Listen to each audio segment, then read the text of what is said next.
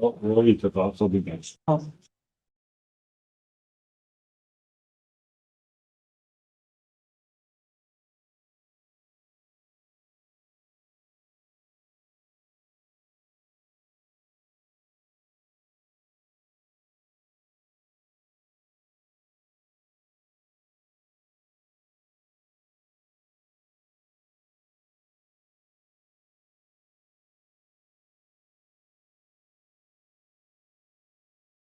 And welcome to this evening's special meeting of council for March 23rd. Bienvenue à notre réunion spéciale de conseil pour le 23 mars. To open this evening, I will have the land acknowledgement by Councillor Nichols. Thank you, Madam Mayor. As we meet today, I would like to take a moment to recognize the importance of the land on which we are gathered. The municipality of West Nipissing respectfully acknowledges that we are located on the homelands of the Anishinaabe people on the traditional territory of the Nipissing, Temagami, and Doki's First Nations, covered by the Robinson-Huron Treaty. We honor and recognize their historical connection to the land and value their significant contributions in shaping and strengthening our communities. We do this to reaffirm our commitment and responsibility towards reconciliation and improving our understanding of local Indigenous peoples and their cultures. Next, we have declarations of pecuniary interest. Seeing none, the agenda. It is moved by Councillor Rastoul and seconded by Councillor Nicol. Be it resolved that the agenda for the special meeting of council held on March the 23rd, 2026 be adopted as presented. Okay, questions or comments? All in favor? Carried. Thank you. We'll move on to number 4, new business. This is a special meeting of council in order to discuss proposed amendments to the zoning bylaw as part of the larger official plan and zoning bylaw update, which we've been in the process of doing for the last 2 years. Tonight's meeting is a combined meeting of council and the Planning Advisory Committee. We have with us Roger. Thank you.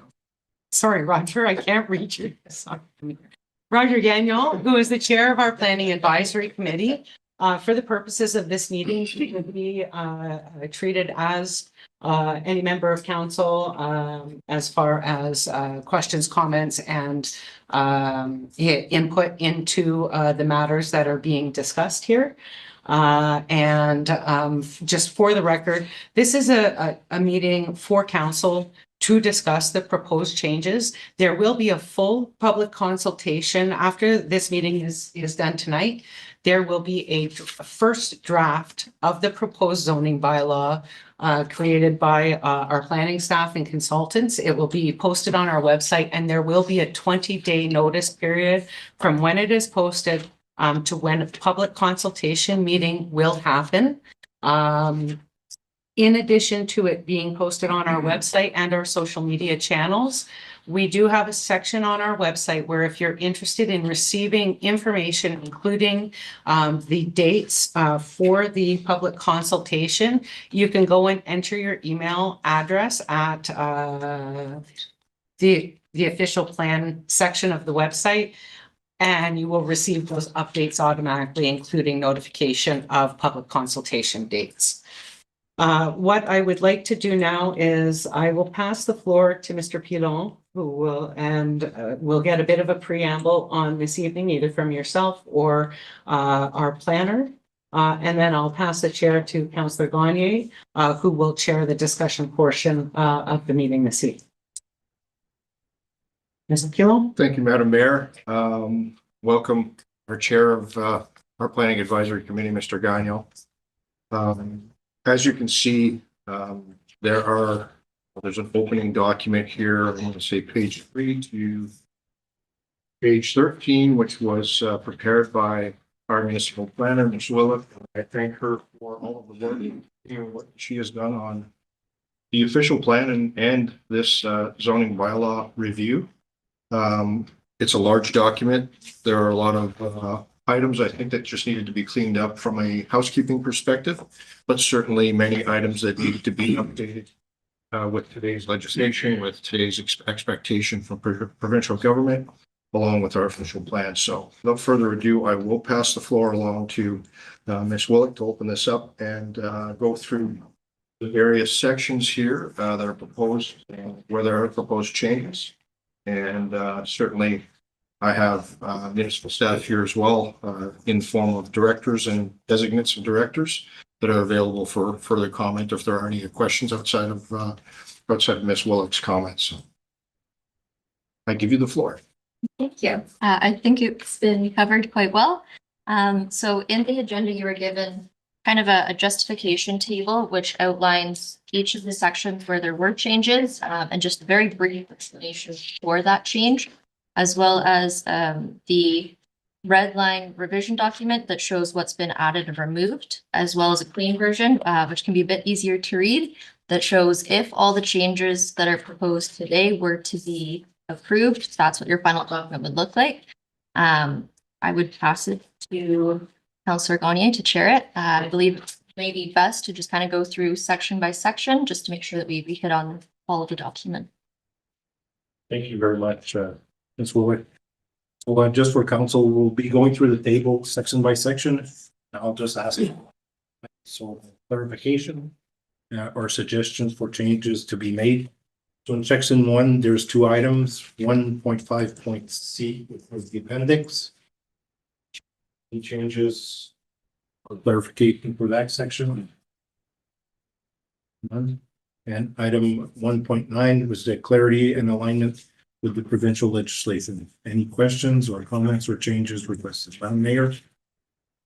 On 1.9, the transition provisions, 1.9B, where the Committee of Adjustment has issued a decision to end previous zoning bylaw within 1 year. When a variance is issued, do they have to complete the project associated with that variance? So that there's nothing that would say that something could, once a variance is issued, like, how come it says just 1 year? Wouldn't it be any variance that's been issued by the Committee of Adjustment? So 3, yes, that is correct. When a previous decision, unless there is a condition related to it, it is, there's no time frame on that, which is why we're removing that within 1 year, just to kind of reflect what the actual practice and legislation is there. Oh, that's it. Okay. So there is no time frame once yeah, so once a variance, so any variance that's been completed prior to the adoption of this, the variance stands. That's correct, yes. Okay, thank you. Thank you, Mr. Chair. Any other questions or comments for 1.9? Thank you very much. We'll move on to section number 2. Section number 2, there's a few items there. 2.1, added neighborhood, commercial, and rural commercial zone has been removed from Crown Land. Right, if you'd like to give a quick Ms. Willick, go ahead. on that, if that's helpful. Yes, so the zones themselves we'll discuss later on. We did add in a neighborhood commercial and a rural commercial zone, which we'll discuss when we get to that section. And then we did remove Crown Land because if it's Crown Land, it's Crown Land. It's not subject to our bylaw. So it didn't really make sense to have a zone for that. The other changes you'll see were again just for some clarity when it came to Crown Land. And then we did amend it so that the current bylaw, any island that doesn't have a zone on our schedule, because there are a lot of them and some small ones. Previously, they were going to an open space zone. We've amended that to shoreline residential because that does kind of generally reflect what the intended use of those islands would be. Any changes in 2.6 are again just some clarifying of the fact that any hazard is an overlay on top of an underlying zone, and that when you have a holding zone, we can set out permitted uses that are permitted in the meantime. It's really just aligning with the Planning Act. Thank you. Madam Mayor? Is there anything that defines, because we were talking about split zones at the agriculture, and I believe in the previous zoning bylaw, there was something somewhere that said if a property is split zoned, but the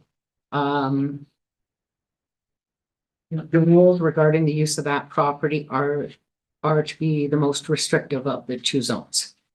Do you know what I mean? I didn't. If I may, you have section 2.10 and section 2.11, and 2.11 speaks to if there's multiple zones on one lot. Okay, Um, well, thank you. Does say that whichever part of the property, that's the zone that does apply. So if you've got a 3 meter side yard setback for the SR zone, and then the other half of it's R1, it's only 1.2, it's whichever kind of portion of the property, it's under that zone. Okay, and when we get surveys on properties, not we, but when the survey is available on a property, it clearly shows the delineation of the split zoning occurs. I don't believe we have any split zones in this time. Okay, thank you, but we could have potentially, depending on the outcome of future discussions on some of the agricultural areas. Generally, the agricultural ones likely will not end up in a split zone. Then in certain circumstances, if you're doing, say, a lot addition, which may be between two different zones, you could do as a condition of that consent that they have to rezone a portion of it, which I do believe we did in the past year on this road. Didn't we just at the last council meeting have a discussion on one particular property that we were talking about the possibility of doing a split zone? Although, okay.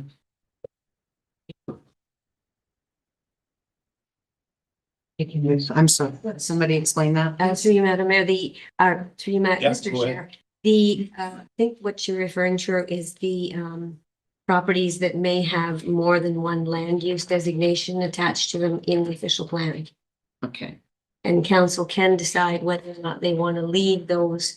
In the past, what we've done is applied the more restrictive zone mhm, to those properties in the zoning bylaw. mhm. However, if council wishes to create split zones, then staff would be seeking direction on what the distance of that zone would be so that we would know, Okay. where to put the line. So we're talking about split land use designations instead of split zones. Yes. Well, right now, we're talking about split zones. I know, okay, understand. Thank you. Thank you, Mr. Chair. Mr. Pelican? Mr. Chair. I don't, so still don't quite understand this. Are you talking like we did in the official plan? We got 100 acres, let's say we say, okay, 50 acres of it is bush. We're gonna separate it and 50 acres is agriculture. So you say the more restrictive would be applied to both, which make no sense.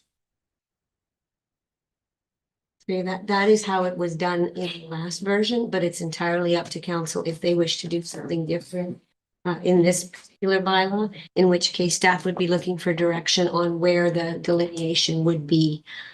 Because obviously our schedules are not surveys, so it's difficult in a split zone to create a line on paper that doesn't have a number attached to it or a distance.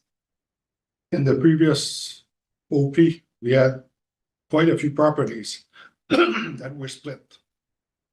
Yes. Where you can see the line of the bush and all this. In the official plan. Yeah. But when we did the zoning bylaw, we applied the more restrictive zone to the property. To the whole So thing. if there was half rural and half agriculture, the whole thing was zoned agriculture. So to me, but you had the option of rezoning the other part. That's correct. So to me, this is a cash grab. Because it's true.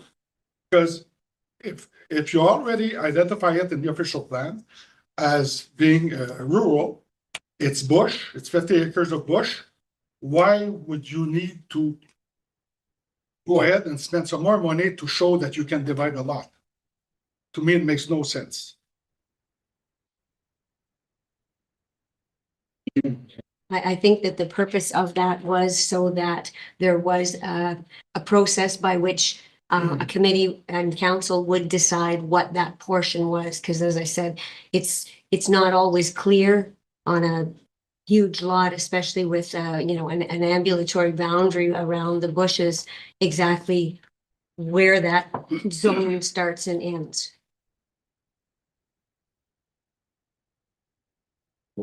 Stick with my comment.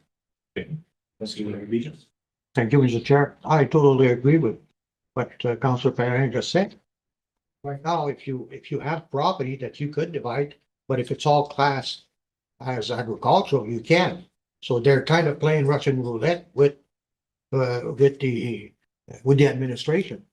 Because you know, why put it in the restrictive zone of agriculture if the back end of the property could be something like that?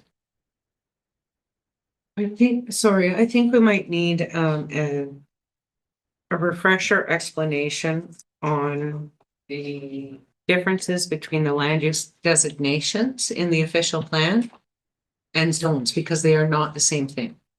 And so, you know, it helps if we're having the conversation based on a good understanding of those two definitions, because they sound the same, but they're not. And I don't want to explain it because I'm not the planner. So, Chair, if I could ask for just a refresher from one of our two experts. Yes, so through you, the official plan is more of a higher level overarching policy document. So that's kind of the long range planning, and that's setting out not as prescribed specific uses. That's more of a general, this is the kind of area of development we want to see, and that does have our lot creation policies, where the zoning bylaw is very specific in terms of what the exact uses are, where your setbacks are, that sort of thing. So this is kind of the implementation of that. So your zone doesn't necessarily set out if you're able to create any lots. Obviously, it would set out kind of your minimum lot size.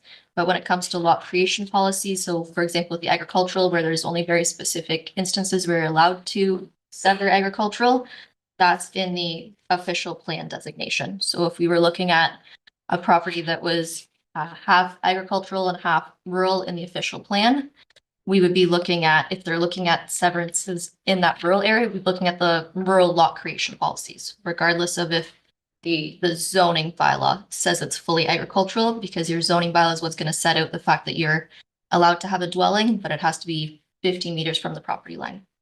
I don't know if you'd like to add to that or switch it up a bit. I think I just want to clarify. So I think what Councillor Pellerin is asking is more about the zoning bylaw. So on the implementation of a property that has a split designation in the OP, how are we going to handle the split designation in the implementation of the zoning bylaw? If we were to do that split zone, to align and really match the boundaries of our official plan designation, it would be a challenge, as Madam Clerk has said, because we don't know, we can't say that that's exactly 400 meters from the road. So it's very hard for us to clearly set out that that property will be entirely in that rural zone. We certainly can look to do it, but it may kind of incur some additional costs and some extra challenges when we do go to that lot creation, because we don't know the extent of where that zone boundary is. Where if we were to throw an agricultural designation over the entirety of it, we would be with the agricultural uses, but it would still be subject to those rural lot creation policies. I don't know if I made that any better or worse. No. Okay. Is that? So we're talking about the zoning, okay? So we're talking, we could say, no, we're not gonna do a split zoning on that land.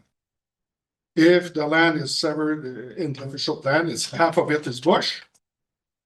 The half that's with bush stays rural. There's no split. There is a split designation, but you don't apply the most restrictive to both lots. To me, that's the point there I'm trying to make. If we're gonna sever a piece, usually you'll get a good line, you'll get follow the bush line or a creek or a road. But we should not put the restrictive on both pieces. The most restrictive on both pieces. To me, it makes no sense. And I'm talking about the zoning bylaw. Go ahead, Madam Mayor. Okay, so just on that line, at this point, we have no split designations in the official plan. Correct. Are there split designations in the official plan? We What's that? can road. We do have some, and that may be something that we discuss with the consultants to see if, because we're gonna have more accurate, potentially more accurate mapping, we could discuss with them to see kind of what the challenges would be between going with a split zone versus just applying one zone to the entirety of the property. And that's definitely something we could bring back at a later date. So in those areas like, we were just saying Canal Road, discussed that, how would the implementation of the zoning bylaw work in a circumstance like that? So you could, if you were in a split designation, you could apply for severance, but you could only sever the property that was in the designation that was not agricultural. That's correct, yes. And then, but the zoning on that property is still agricultural. So if you do the severance, you would also have to do a zoning change at the same time to a rural residential or a rural property. Pass that to Madam Clerk. Is that, like, I'm just That is trying to the- figure out how no, it that would be is- implemented. Through Mr. Chair, that is exactly why we did it that way in the past, is because it then at the meeting, it gave an opportunity to have a closer look at that particular, Okay, at the rezoning, to have a closer look at exactly what the area is that Yeah. is in the area. okay, And typically they have a consultant who also prepares a reference plan, okay. because almost always there's a severance accompanying that kind of a zoning amendment. So that you then have a reference plan that's able to delineate what that line is. And then the zoning amendment applies to the portion that has been set out by the surveyor or planning consultant. And they would need a survey and all that kind of stuff if they were doing a consent That- severage anyway, so that is not an The extra other- cost. On a situation like we have on Canal Road where the designation is sort of a strip across the front. Mm. Council could, if they zone, I'm gonna pull a number out of my hat, say the first 160 meters from the road back as rural, and then have the ag apply behind that, but there'd have to be a number placed into that zone so that staff know that anybody applying, Anything in that more than area. that is a no, because That- you're going into the that's agriculture. perfect. Good. We'll see by that. Back on that topic. 4 years ago, I was in the planning board for 18 years.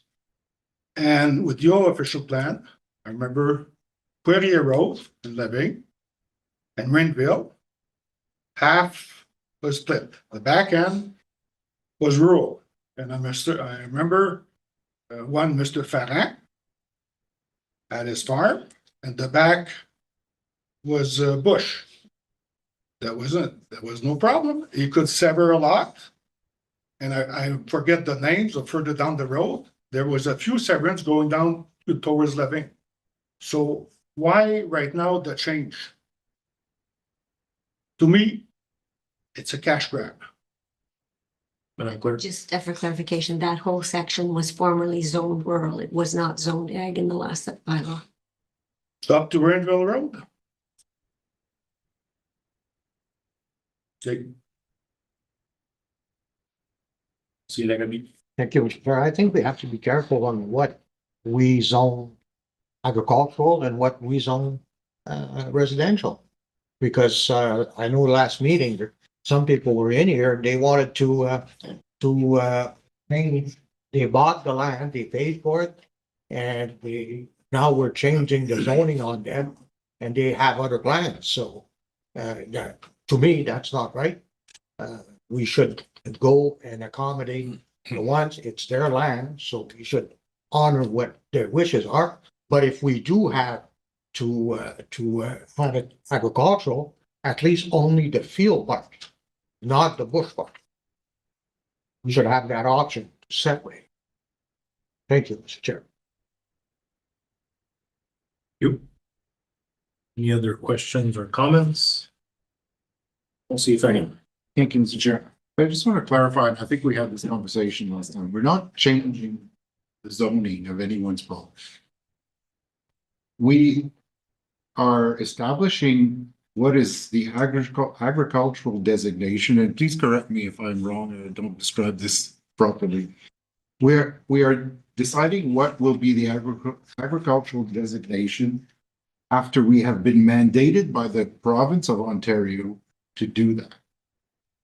And we have a responsibility to do that because our official plan, it is my understanding that if we just go ahead and do our official plan the way we want to, is that we're going to send it to MMAA ministry and it's going to come back to us and they're going to say, So it's not, and it's important that people understand this. And I know it is affecting a lot of people in a negative way, but it is out of our hands. And we all have to understand that.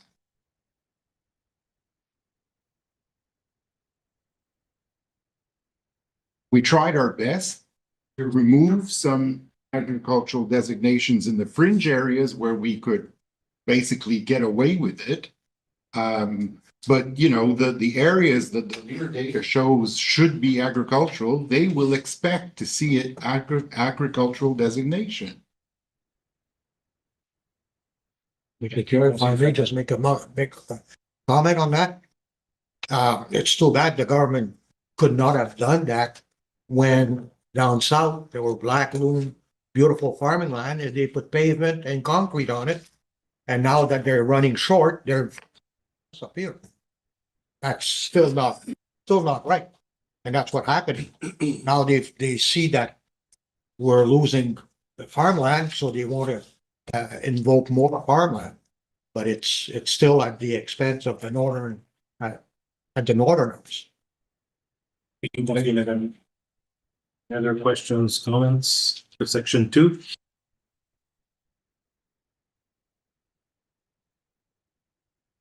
Any questions or comments? Direction? To all of section 2? Okay, we'll move on to section 3. And section 3 is just the definition list. So I'll pass it to you, so I'm seeing just to do a kind of an overview. Thank you. I'm going to kind of breeze through some of these because it is quite a long list, as you'll see. The majority of changes we've made here are truly just for housekeeping. It's either a grammar issue or sometimes the definition didn't align with a certain part of the bylaws. Just making sure that everything is consistent here, as well as introducing new definitions for such as like agricultural related uses, on-farm diversified uses, which we had to do in line with the provincial planning statement.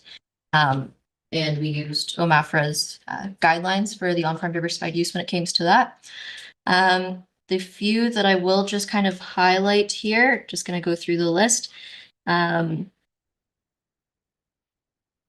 have updated campground and renamed it campground from trailer park, which we previously had, and added to that definition about 4 trailers, which was previously discussed at council and PAC.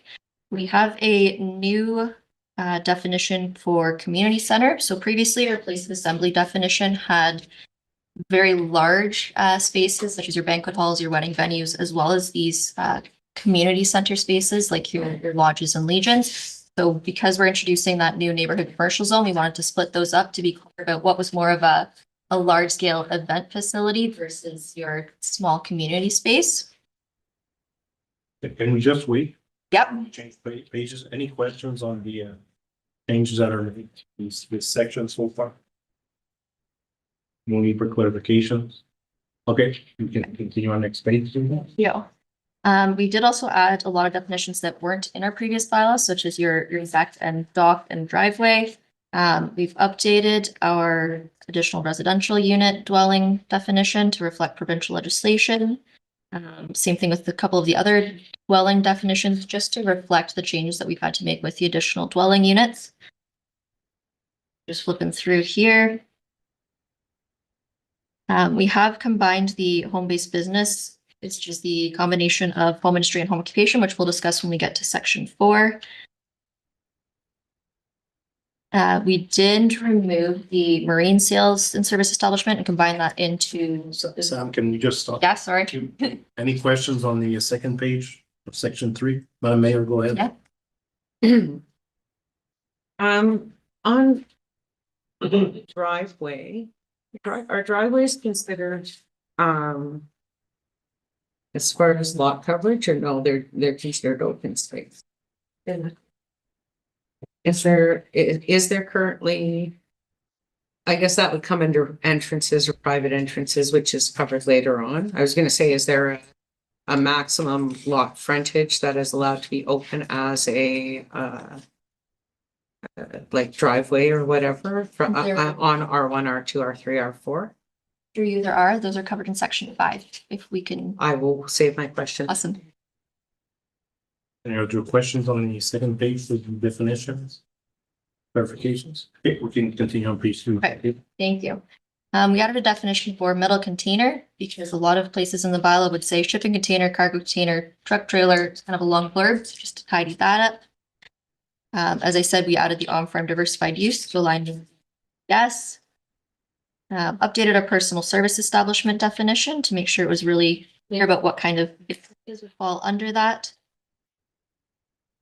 Just trying to look through if there's anything else really worth highlighting. We did introduce some new definitions for trailer to make it clear what's considered a travel trailer versus a utility trailer.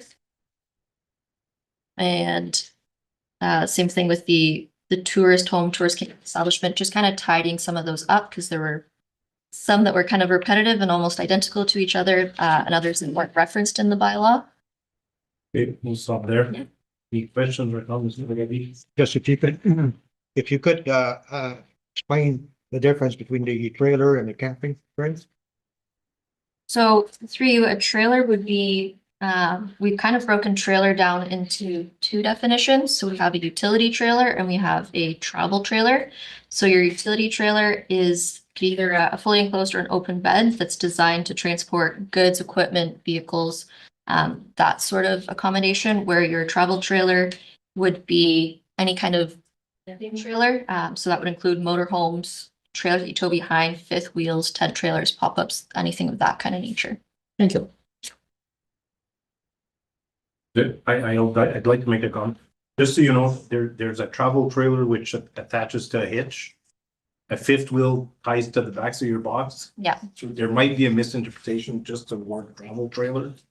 So I don't know if we want to use something that's more generic that englobes any kinds of camping trailers. So the definition, the way it's written, is a trailer designed to be temporarily used for living, shelter, and sleeping accommodation with or without cooking facilities, which is not permanently affixed to the ground, includes a motorhome, camping trailer, fifth wheels, truck, camper, tent trailer, and pop-up trailer, but shall not include a utility trailer, mobile home, or module dwelling.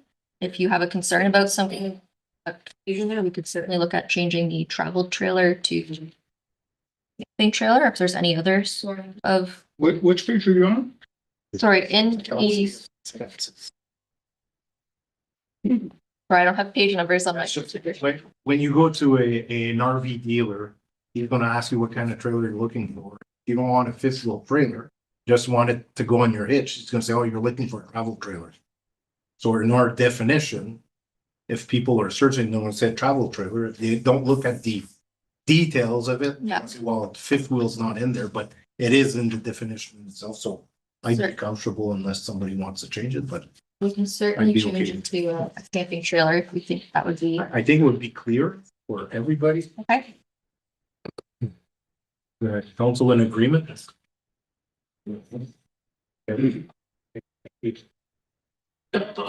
Any other comments for this page? Good. We will move on to the next page. Only it's new at the top. Yeah, really, there isn't much left here. It's really just speaking to our yard definitions, which were just for clarity. And then our front and rear yard definition spoke to distance between your lot line and outdoor storage. So just clarifying that it's to the actual structure itself that matters, not outdoor storage. And that's kind of it for the quick summary definitions. We can certainly talk about any specific one if there's questions. Questions? Section of the yard definition. Hearing none. Okay, we'll move section 4 because that one will have more discussion. We'll move on to section 5. Which is parking and loading. Thank you. Through you, the major change we see in section 5 is in our current zoning bylaw, we had a table that kind of set out different types of uses and specific parking requirements for them. There were some challenges that some uses weren't mentioned. Other times we had uses that were mentioned twice and had 2 different parking rates for them. So for an ease of clarity and for anyone kind of for readability of the document, we've introduced a parking requirement for each use that we permit in the zoning bylaw. That way, if you know, oh, I'm a bakery, you just have to go alphabetical through the list to find what your parking rate would be there. I don't know if we want to just start on the parking rate table before we move on to the rest of the parking section. But go ahead. In the provincial planning statement, and I'm not sure whether this applies more to urbanized areas, Yeah. but there were regulations in regard to reducing parking requirements. But I don't know. I don't believe it applies up here because we don't have public transportation. So, we can't really get away from that. But is there anything in that provincial planning statement that says we have to do anything with requirements for parking in, say, in urban centers or in order to address some of those housing issues? Through you, there certainly are some comments regarding when you're in major transit area stations. As you said, a lot of the policies when it comes to that parking reduction really aren't applicable here because we don't have multimodal transportation. With that said, I do believe that the parking rates we've provided are fairly reasonable. We have compared them to North Bay and Sudbury, and they are generally in alignment with our neighboring communities. Okay, and are there parking requirements on residential properties? There are, yes. So for a single semi duplex, your main unit has a minimum of 2 parking spaces. An additional dwelling unit requires an additional 1 parking space. And then in any other situation, like where you've got an apartment or anything like that, you'd be looking at doing 1.25 parking spaces per dwelling unit, just to make sure that there's some extra room for guests. Okay, and when I'm laying out those parking, it still has to comply with the private entrance, That is correct, yes. and that's defined in the different zones when we get to those tables. Yep, that's just later on in this section. We're about to, yeah. Give them there. Any other questions, comments? Applications? The parking section? Did you have anything to add to any other item? I can definitely. So that's kind of how we've looked at our parking requirements. We have just kind of fixed the wording when it comes to parking spaces for water access properties. Previously, we said that the parking area for your waterfront property could be more than 150 meters from the site, which was kind of very vague. It's not like we had a maximum, so we've updated just to say that properties that are accessed by water are exempt from parking requirements on the lot. Obviously, you're not going to drive across the lake, but you do need to provide some form of confirmation that there is mainland parking available for you. Whether that be at a marina, you have a secondary property in town, something along those lines. We've also introduced a requirement for snow storage. That's certainly an issue or a consideration that we've been seeing a lot more with larger developments. Just making sure that we do have adequate snow storage so that it doesn't end up blocking required parking spaces or getting into the streets. So we've set out that where we have a parking lot, you need 25 or 20% of the area of your parking lot. So if you take the kind of square footage of your parking spaces in your aisles, in your driveways, you need to have 20% of that area somewhere identified on your site just to make sure that you can adequately store your snow during the winter months so that it won't impede the site feasibility. And that will apply to commercial and residential and industrial, like that applies to all property classes.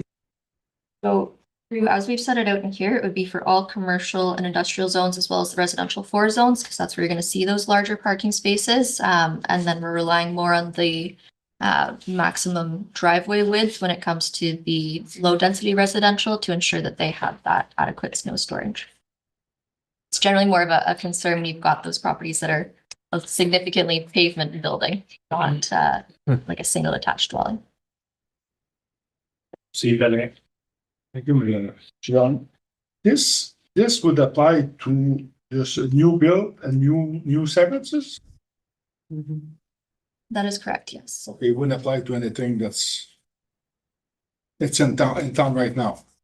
That is correct. No, anything that is existing would have that legal non-conforming status. Okay. If there were changes to it, we'd have to consider it, but not at this time. For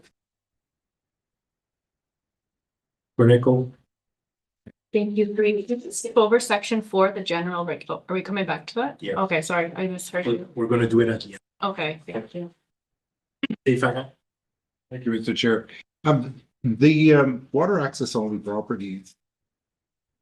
How would that requirement come into play? Let's say, for example, someone owned a water access only property. If they couldn't show that they have access to parking, would that mean that they couldn't get a building permit for cottage, or how would that be? I'm just not clear how it comes into play, how it's enforced, or how does it affect people? So through you, it's kind of more of a rephrasing of an existing policy that we have. It's certainly a discussion we'll have to have internally about the enforcement of that. It was primarily a concern when we look at water access subdivisions, just to ensure that we're not creating new lots that aren't feasibly going to be accessed, or that parking is going to affect neighboring properties. That might be a get back to you with some more details on once we speak with our chief building official on. I don't know if Madam Clerk has anything else to add to that. Just to clarify that in the Planning Act, it does require adequacy of parking for water properties. So if you do a property that is only accessed by water, a part of the consideration is that you have some place to put your car so you can get to that place. So in the case of a subdivision, you would have to demonstrate that you have enough space. A lot of times people have rental agreements with existing commercial facilities, that sort of thing. You wouldn't have to own another lot on the land to get a permit. You just have to be able to demonstrate that you have arrangements to park somewhere. Any other question? Comment? It's kind of a question and also a comment on this one. So there's a group that I know of on a lake north of here, and they have parking on municipal land.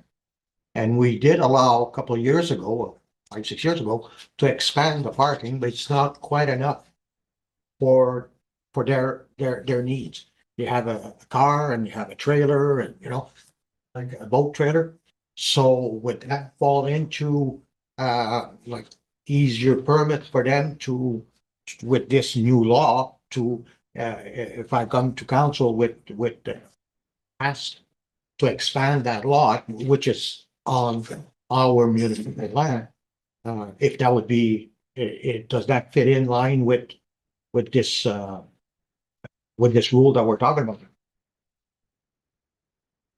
I think it would just be dealt with on a case by case. I think each circumstance would have to be dealt with in this, rather than making a blanket Yes. sweeping. Yeah, because they do have parking, so we don't have to prove they have parking, but it's just not quite enough for what they need, because they all launch from there, go to their private cottage, which is on the lake, they must have something.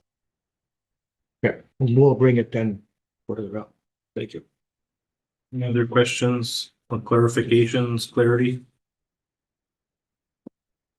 You have to have anything to section 5 or that's the section 5? Remainder of section 5, is mainly tied to special vehicles. You'll see a lot of it looks like it's been removed. It's actually just been relocated into your general regulation section. So we'll talk about that in a bit. And the rest of it really is just some matters of clarity. And we've updated our loading space requirements to reduce them slightly, just in line with what our consultants have seen in other locations and municipalities. See if I can. Thank you. I had a question about, five prohibition of parking of unlicensed motor vehicles. How does that differ from, 418(1)(b), storage of derelict vehicles? You know, because there's a line between derelict vehicles and unlicensed vehicles, which is very blurred. Once a vehicle is unlicensed, it can very well also be derelict. So I'm just wondering how the two would tie in together, or if they don't. Do you know what I mean? Somewhat. The parking of unlicensed motor vehicles, there are some circumstances where we do have a bit of almost duplication in the bylaw. The prohibition on parking of unlicensed motor vehicles is really just kind of clarifying that when you've got an unlicensed motor vehicle, it should be in a garage if it's more of a project car, or like if you're parking it outside, it's because it's for sale on like a car sales lot. And then just a clarification about allowing unlicensed farm vehicles to occur. It really is just taking that paragraph we already had, and instead of sort of trying to shove it all into one sentence, to split that up into 3 or 2 sentences. So they're two different things. Yes, so one is more of just doesn't have a license to it, where the other one is more of a scrap. Mayor? Just following on that, the unlicensed farm vehicles says permitted operating agriculture use, so that would only be applicable on properties that were rural or agriculture right now. Like anything over the 10 acres, or what's the minimum for, says permitted operating agricultural use. So in what zones are agricultural uses permitted, just in rural and ag? That is correct, yes. Okay, and there are no agricultural uses permitted in rural residential. That is correct, unless they're legal non-conforming.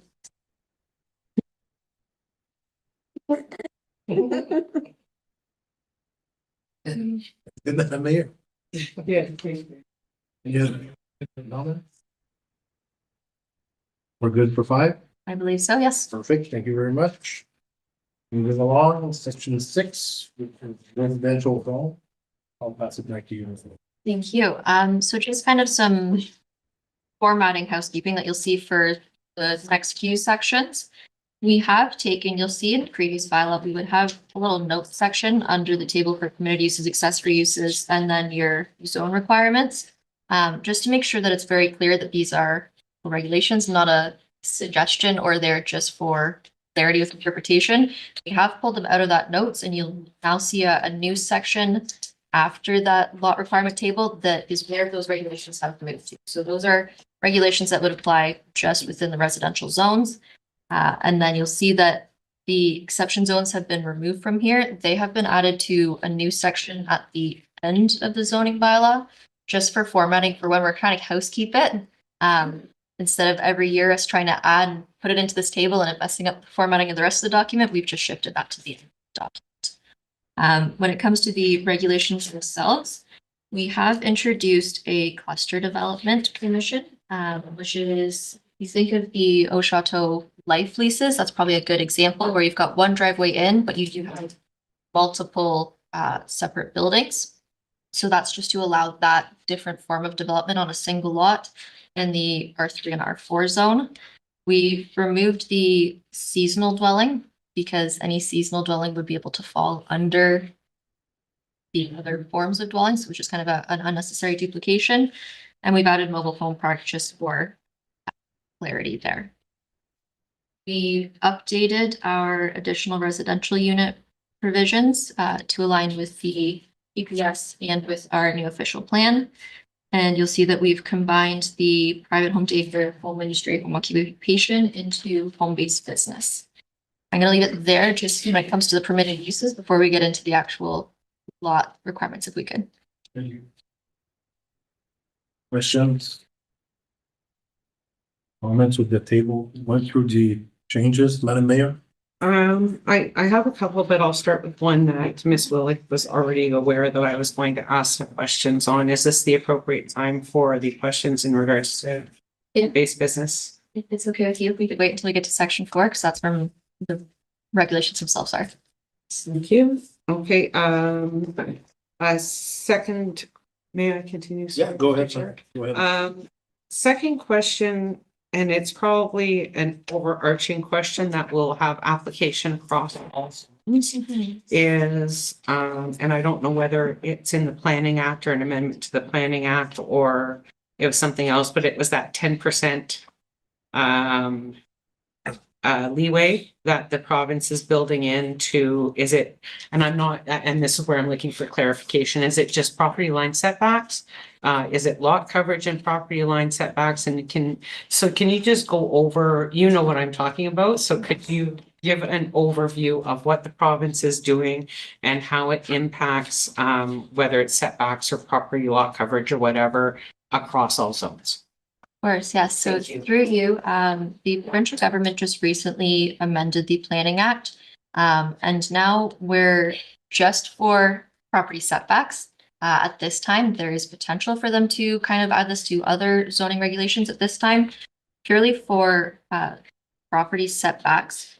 If someone is requesting to do a setback that is 90% of the request, so say for example, you needed a minimum 10-meter front yard setback.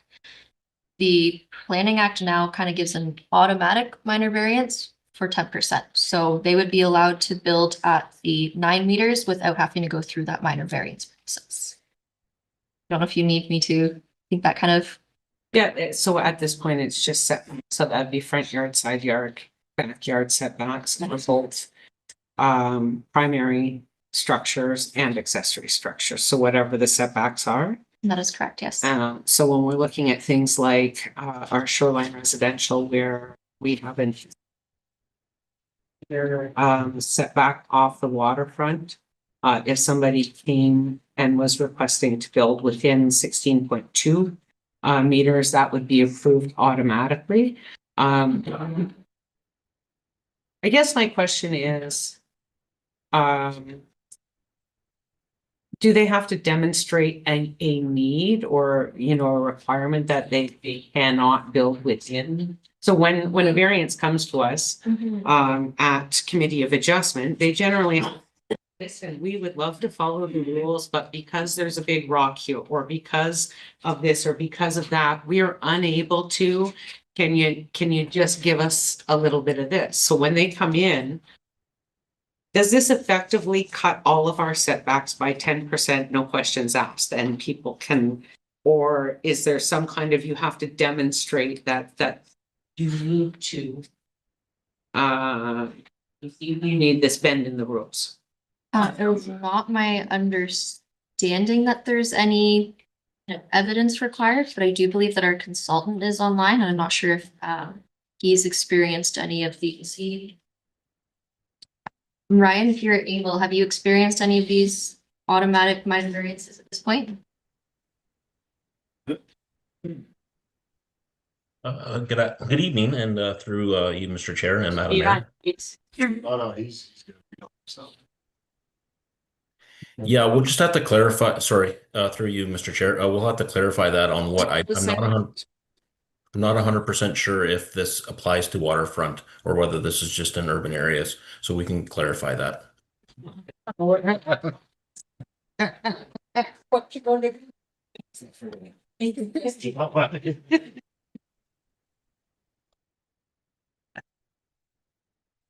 Whoops, Nobody gets punished. volume's this.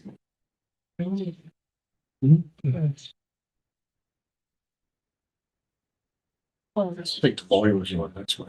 Sure, that's the whole volume was right off.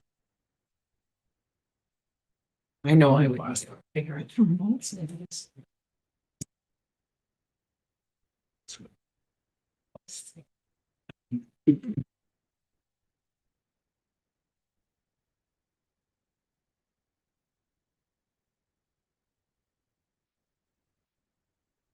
I know, Ryan.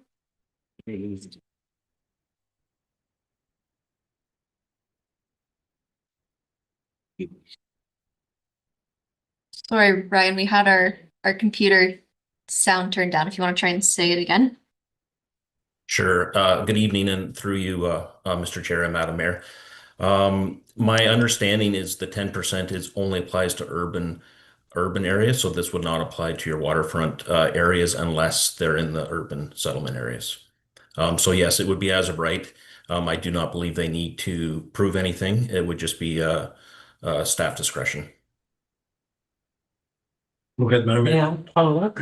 So that would only fall into the R1, R2, R3. Oh, no, because it's not zoning based, it's land use designation based. So you could have a rural residential property within an urban. I would have to look into the regulations more, but based on what Ryan is saying, it would be tied to kind Urban of where we've got our urban settlement settlement areas. boundaries. urban settlement boundaries. Yeah, so in the official plan. I'm comfortable with that because I think it's more when we get into waterfront and, if people are in rural properties, they buy big property to have a little bit of buffer from their neighbors. So, I don't think it should be difficult to meet those within the larger lots. Okay, thank you. And I'll save my question on home-based businesses, so we get into section 4 and regulations there. Thank you. Is that it, Madam Mayor? Hmm. For now? Okay. Any other questions or comments for that section? Go ahead. I'm sorry, I had one more, because remember about 2 years ago, we talked at council in regards to increasing, well, there was two that came up. One was increasing building heights on our floors in order to increase density. And at that time, we said, we'll talk about it when we redo the zoning bylaw. Yes, so the table 6.3, there's nothing else about table 6.1 since with 2. I can certainly jump into that summary of table 6.3 if that works. Yes, please. Okay, perfect. So you'll see there's a lot that's kind of looks like it's been taken out. We've taken out these references to the previous notes because they're now in the regulation section. We've introduced regulations where we previously had a not applicable, because we do find that every once in a while a kind of fluky property pops up. And we needed some form of regulation to refer to in those circumstances. We looked to reducing the lot area in your shoreline residential and rural residential for privately serviced from 1 hectare to 800 square meters, from about 2.5 acres to 2 acres.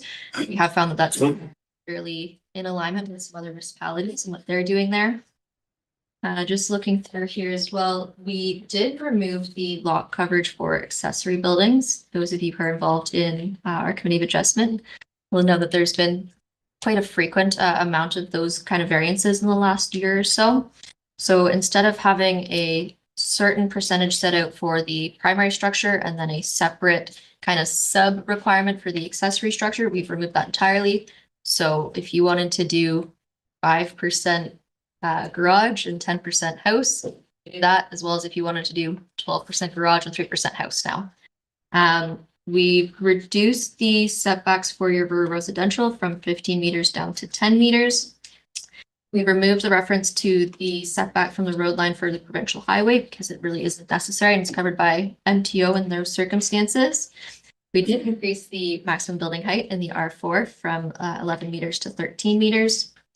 We've removed the maximum number of dwelling units because that's handled elsewhere in the regulations.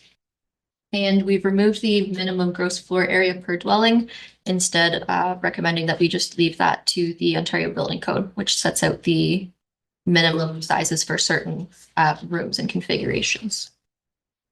I'll leave it. See if I can. Thank you, Mr. Chair. That last, through you, so does that mean now that there are no restrictions for having tiny homes other than what's in the Ontario Building Code? Through you, that is correct. In terms of if it's an additional dwelling unit, we still have that kind of interaction. Your primary has to be, your additional dwelling unit has to be 75% or less than your primary, so you won't have two the same size on a property. That is correct. It would be relying just on the building code. So there would not be an extended minimum unit size in our bylaw. Is there a specific unit size specified in the Ontario Building Code? Through you, I believe that the absolute minimum you could do was 180 square. For a dwelling? More of a studio dwelling. Okay. I just want to clarify because that is actually smaller. It's smaller than the size that you actually need to get. So if you're building a shed that's 188 square feet, you don't need do you need a building permit for a shed that's 188 square feet? That's 160? Oh, I was gonna say, if you don't need wow. Okay, well. The extra. Go ahead, Did you Madam. have more? Okay, the extra 2 meters on the maximum building height, does that buy us another story in construction, or why is it 13? Why isn't it 14 or 15? Like, what's the? I cannot remember the math off the top of my head at this moment. I do believe that we did kind of look at some average ceiling heights and believe that the 13 meters would accommodate that. Just trying to see exactly what 13 meters is. You're looking at 42.5 feet. So if you're doing 10-foot ceilings, 4 Here. plus a 2.5 on that. you got some room there. Okay. Rogers, that's the oceans. Approved. Good, Madam Mayor.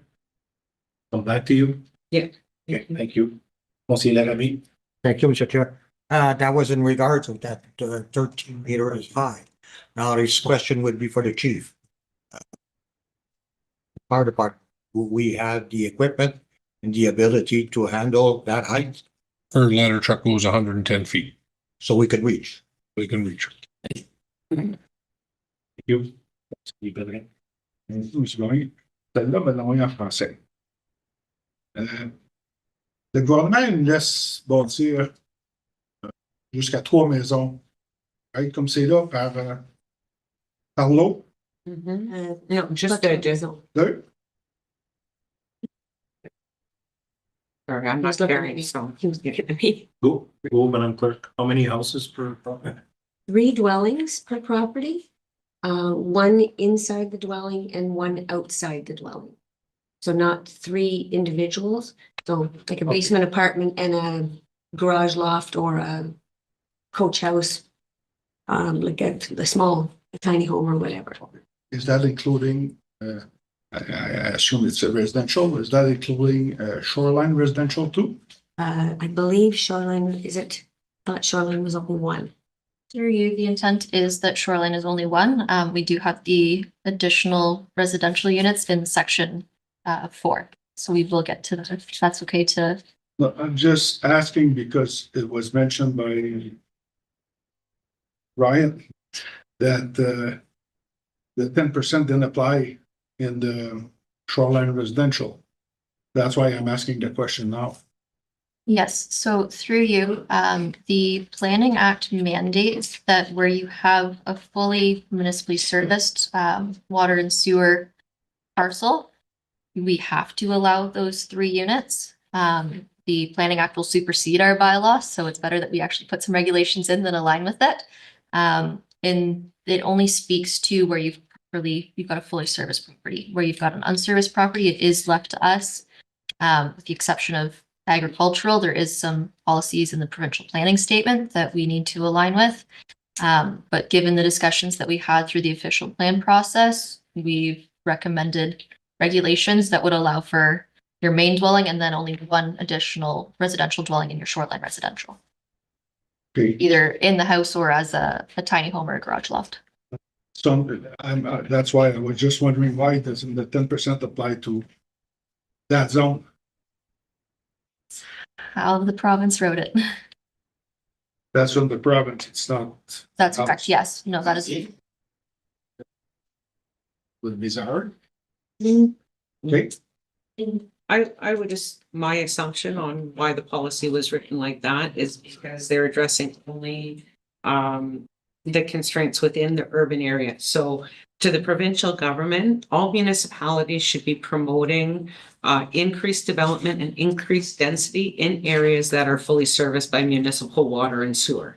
So by allowing people to build within 10% of those setbacks without having to go through the process of a variance, speeds up the building permit process, speeds up the entire building process, takes away those fees and those waits. And as has been explained, in some municipalities in Southern Ontario, applicants can be waiting 4, 5, 6 months for a variance application to come in front of the Committee of Adjustment because of the sheer volume of applications.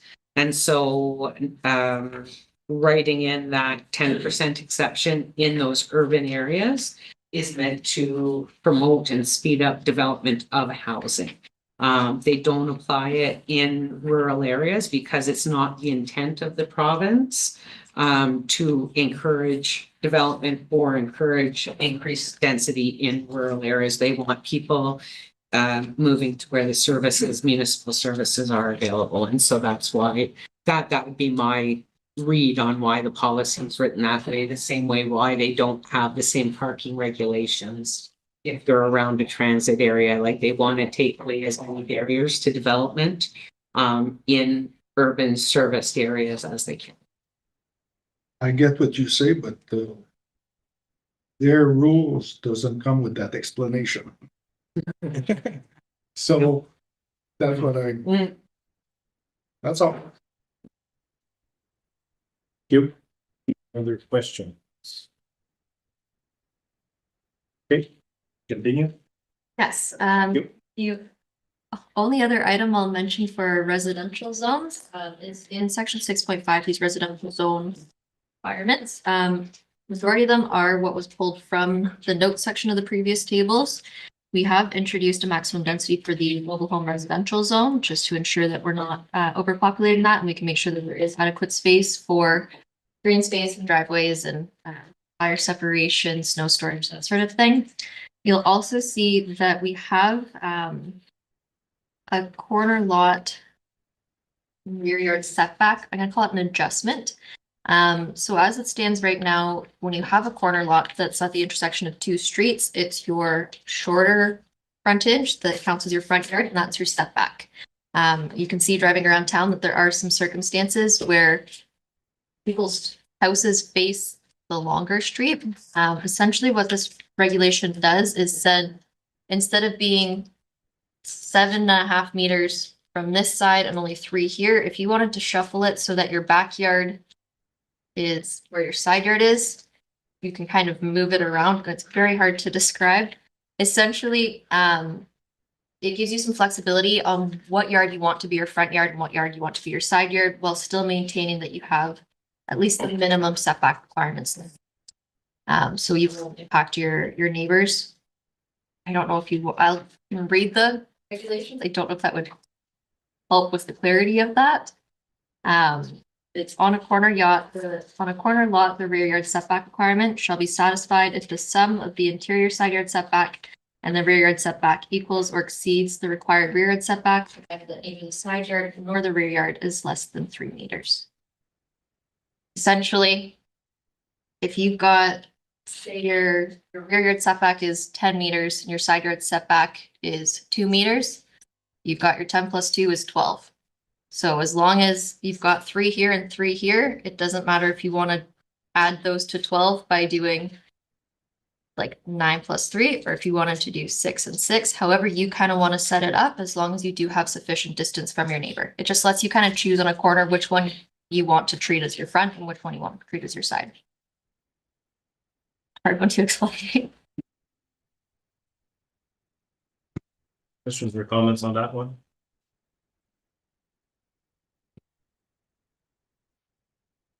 Anything else, Ms. Will? E6? That is it for section 6. Any additional follow-up questions on section 6? Just one more. So the rural residential minimum lot size is going from here to point. Point B. It's rural residential is half of shoreline residential, so are all subprivate service. Oops, yes. Okay.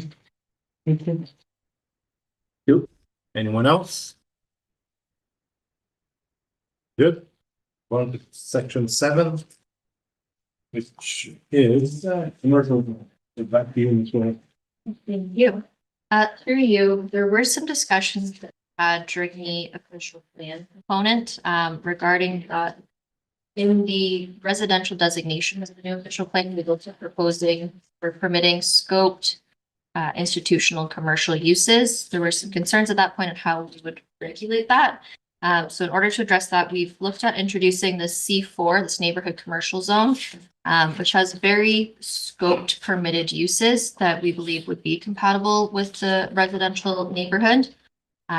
This wouldn't be just allowed anywhere. You would have to apply for that zoning amendment. It just allows us that when we're looking at a zoning amendment for that form of use, we're not trying to come up with the permitted uses on the spot for each individual property. We can kind of say, these are what our expectations is. It's very clear and outlined for future development. So you can kind of see through the tables here what those permitted uses are. We've also added in a rural commercial zone. So we do have some situations where the 3 that we had didn't really seem to fit all of the commercial operations we have in the community, because we have areas, of course, that aren't downtown. They're not on a highway, but they're not just a tourist operation. This rural commercial zone is intended to be businesses that support the rural community and our agricultural sector. So you're looking at things such as a vet clinic or a tractor supply store, co-op, something like that. So those are kind of the key things that you'll see. We have introduced, it looks like we've introduced a lot of new uses. It's really just tidying up what that language is that we've used and making sure that everything is consistent through the bylaw. I don't know if there's any questions about specific uses there before we hop into the lot requirement. Go ahead, Madam Mayor. So on the C5 rural commercial, those would generally be uses in on unserviced properties. That is correct, yes. Okay, so when you were establishing the list of like permitted uses, I'll tell you the one that jumps out at me and why, and then you can tell me how it makes sense. So funeral home. If you have a funeral home on an unserviced property that's served by septic system, and you have a funeral service and you have 150 people who are using bathroom facilities for, we have a septic inspector here. Yeah, but do you know what I mean? Like, so when you have a use that would have, say, a high volume of septic or washroom use, like during a very limited period of time, would there be current concerns with the septic system? No concerns. It's based on one daily use. So say it's used one day a year. It's designed for that 200 people on that day. Okay, And say if you only have 20 people another day, it's still designed, it's big enough for that heavy flow. So and you've been generally looking at just kind of dry commercial uses, like keeping it things where they don't need a lot of servicing? But generally, we're looking at things that would either support or definitely not harm the surrounding rural character and agricultural sector. Okay.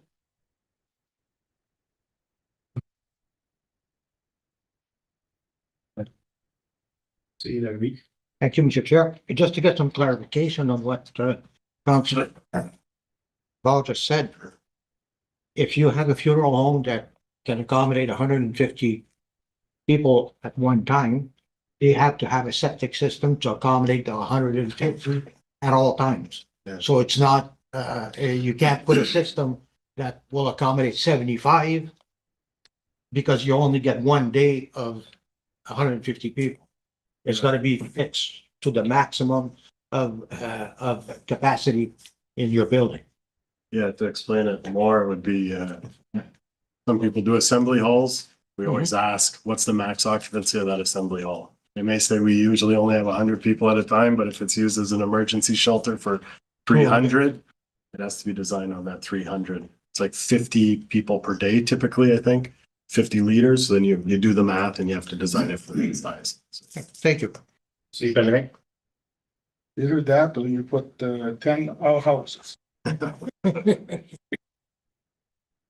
And this one was. Mr. Chair, just through you, it is actually, my apologies, an error to have the funeral home in the C5, not rural commercial zone. It is intended to be over column in the neighborhood commercial because we do allow for place of worship and the community center in case that those uses kind of end up as the combination business, we'll say. We're actually looking at putting that funeral home into the neighborhood commercial zone and not in the commercial zone. We could keep it there if there's interest in it, but Okay. We'll see you, Paul. Thank you. Yeah, through you. The one that stuck out to me was dry cleaning. It's only in C1, then laundromats in C1, C2, and neighborhood. Why would a dry cleaner not be able to be in the neighborhood? What's the So- laundromat count? through you. Yeah, go ahead.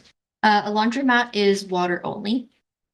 So that's kind of your self-service traditional laundromat. Dry cleaners use a significant amount of different chemicals and are recognized as having a very high possibility of contamination.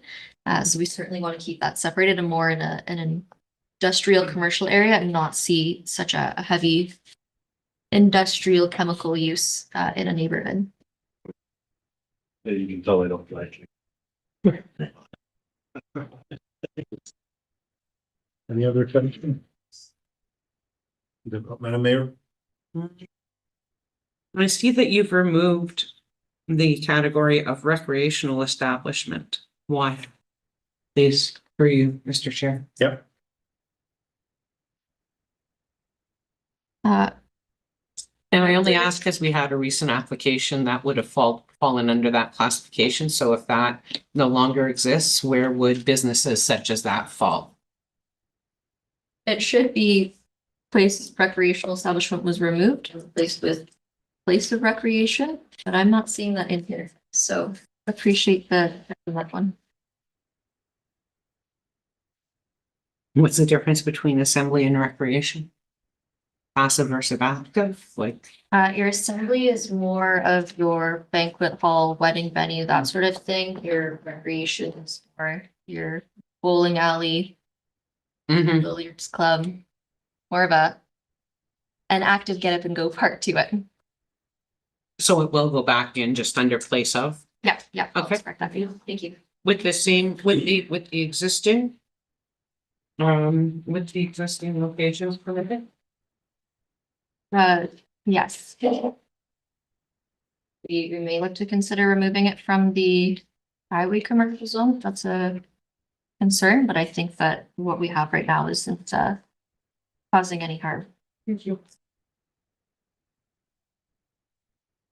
Any other questions in the table section? Seeing none. Want to move on? Yes, if we Go ahead. Thank you. So you'll see in our lot requirements table, we've obviously added some regulations in for the exposed neighborhood and rural commercial zones. Again, we've removed that maximum lot coverage for accessory buildings. You remove the maximum number of dwelling units and instead address those in the regulations below. And that's kind of the primary concerns there. And again, you will see in the maximum building height for the downtown commercial, we've also increased that from 11 meters to 13 to kind of reflect the same as we've done in our R4, because C1 is generally where you'd see that mixed use development with your commercial main floor and then your residential units above. So it is in a form a multi-res, so just to kind of keep that. Your dwelling unit for regulations for the commercial zone are provided by below. Essentially, one dwelling unit in the 2, 3, 4, 5 zone. Your tourist commercial zone, you're also allowed staff quarters in addition to that one residential unit. The C1 zone, as I said, is kind of a mixed use version of our residential 4 zone. So we've used the same dwelling density there with 120 square meters per lot area. It's also required that in your C1 zone, on that first story, just to make sure that we are maintaining our downtown commercial viability, or the front facade on your main floor, 75% of it needs to be commercial use. Just to still keep kind of that pedestrian oriented commercial component.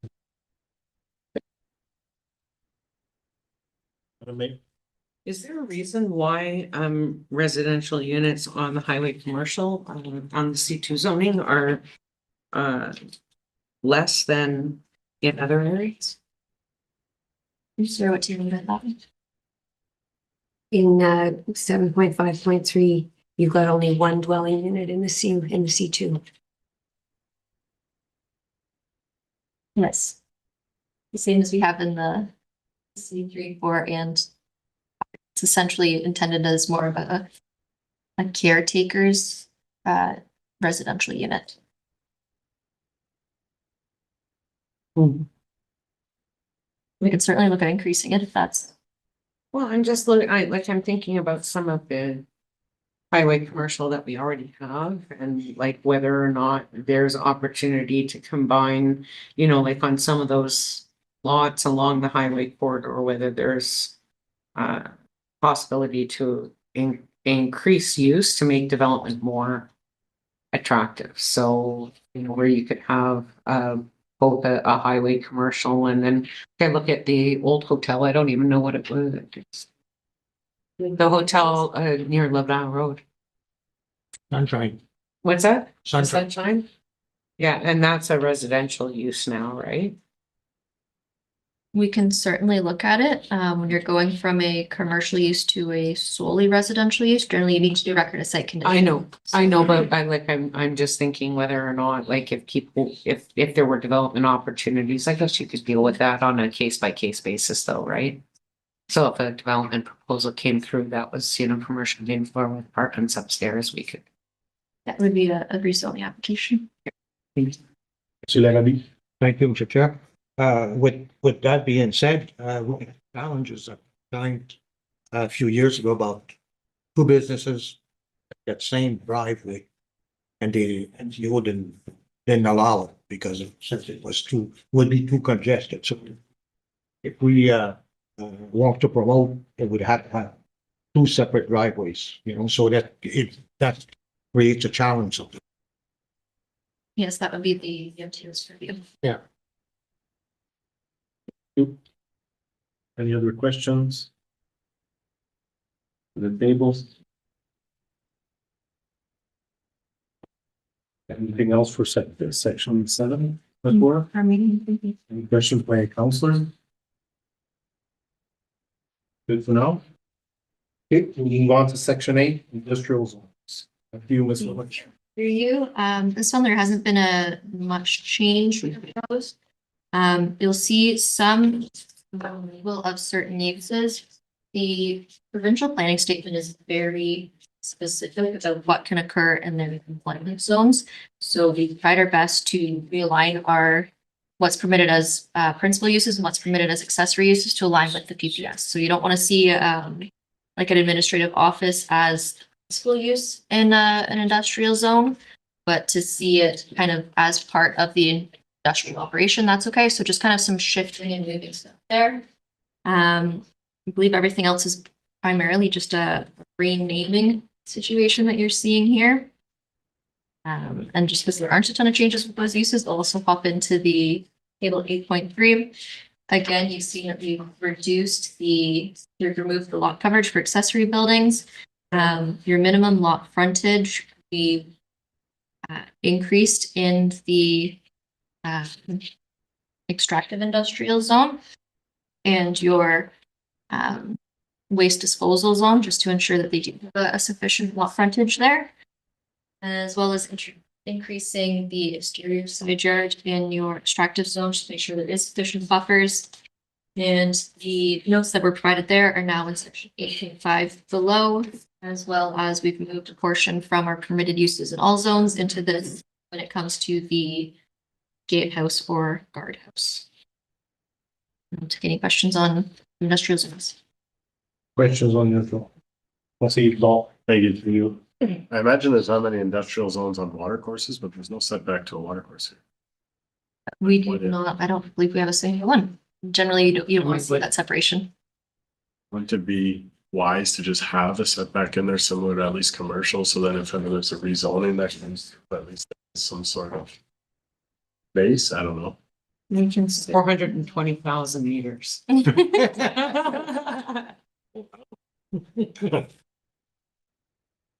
no, if it doesn't seem like it would be a problem, I don't have an issue with it. I just thought it was a little odd that there's nothing. Like there's no speaking to it. Through you, there is in our general regulation section of our bylaw, there's a special setback requirements there, which does say that all buildings and structures need to be 18 meters from a navigable water course. So we do have a catch somewhere else in the bylaw for that. That's what I noticed commercial is 20, 18, that's fine. And if it's not really an issue. we can certainly look at it.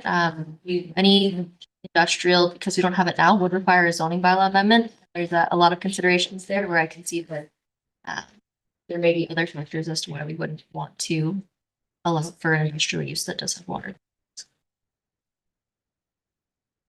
Any other questions for industrial zone? If one, would you like a beat? Our industrial zone back here doesn't go right up the Eastern River, does it? Doesn't go there.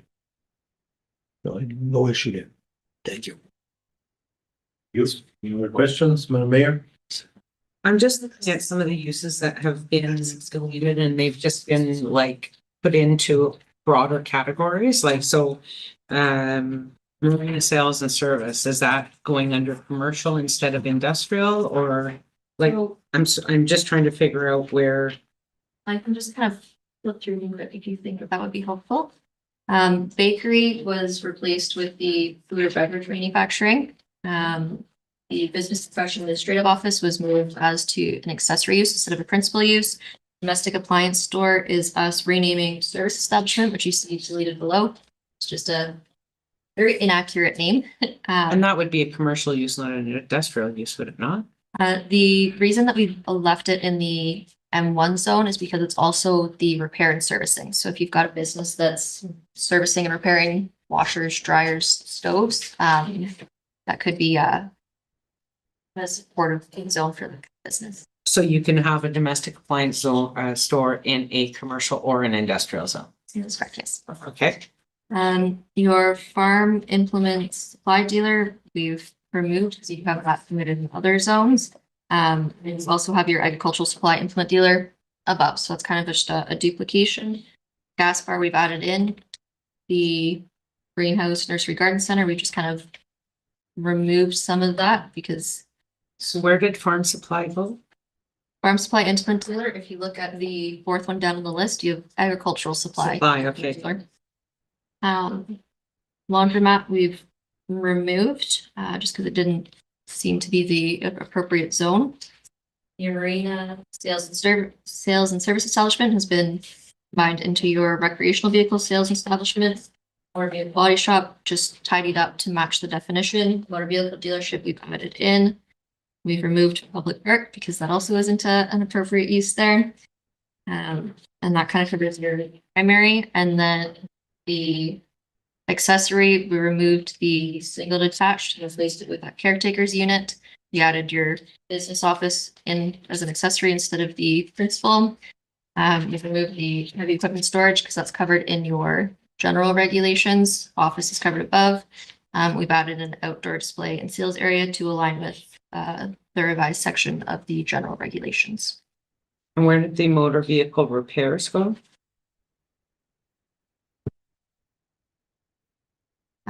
You've got your motor vehicle service station. Okay, so that's not a gas station. Say that. I've added a gas bar above as well. Okay, so that's repairs, motor vehicle repairs is service station.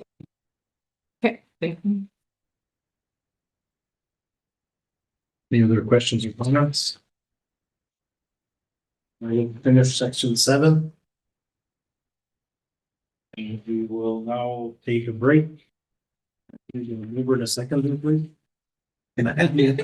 I never get to move this one. And we'll see you Friday. It's moved by Mayor Rochelle and seconded by Councillor Ferrand. At approximately 7:30 PM, a motion was tabled for a 10-minute recess. All in favor? Yeah. Thank you. We do have an industrial.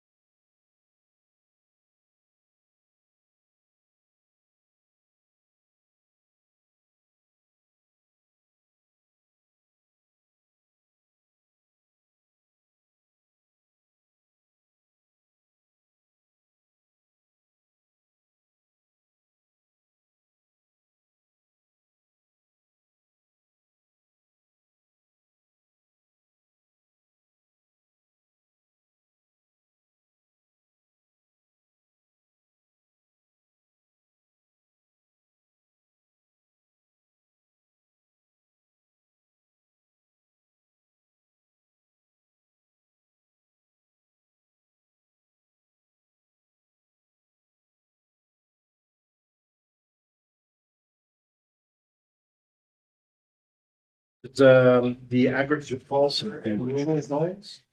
So I'll pass it to you as well for comment.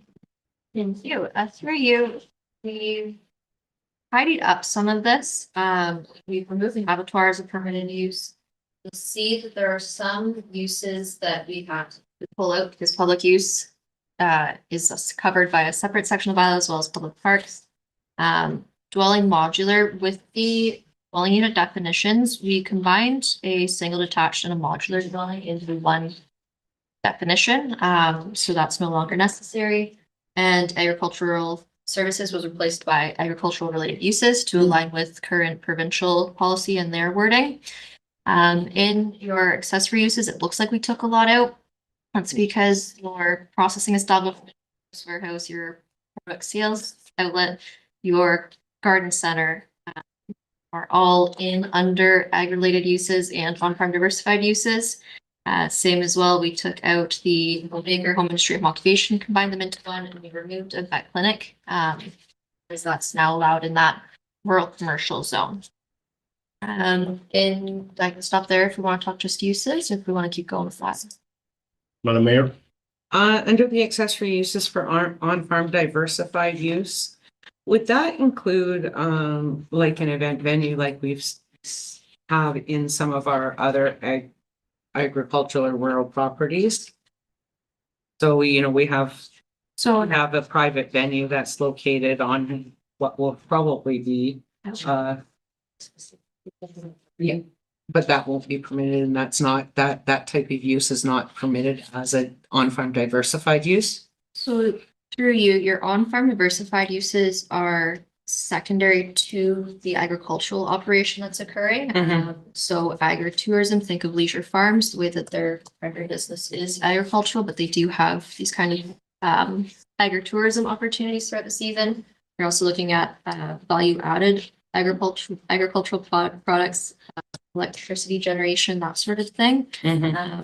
So it's more, say, for example, obviously we won't have it here, but down south, if you've got the winery, their primary use would be the actual grape growing, but then their on-farm diversified use would be if they have some form of tasting venue. But House, it's a very, very scoped. You'll see in the agriculture that you are scoped to 2% of the lot area to make sure that we really are still protecting that overall agricultural use. It's kind of just an extra way to boost that. If there were a space like that and it was 2% of the use, would something like that be permitted under the current regulations? So what's the difference between a winery tasting house and somewhere where I can have a barn dance with hay bales and? It really depends on making sure that it is supporting the agricultural use that's occurring and that it is tied to that use. We do also have your agricultural related uses. There is also a guide document from OMAFRA that's probably about 60 pages long that provides a lot of kind of guidance. So if you're looking to see a zoning amendment or something like that that would tie into this, there's a lot of guidance we can look at. Another policy document. Exactly, yeah. Fun. Okay, I think that was my question. Okay. Any other questions on this? Okay, we can continue.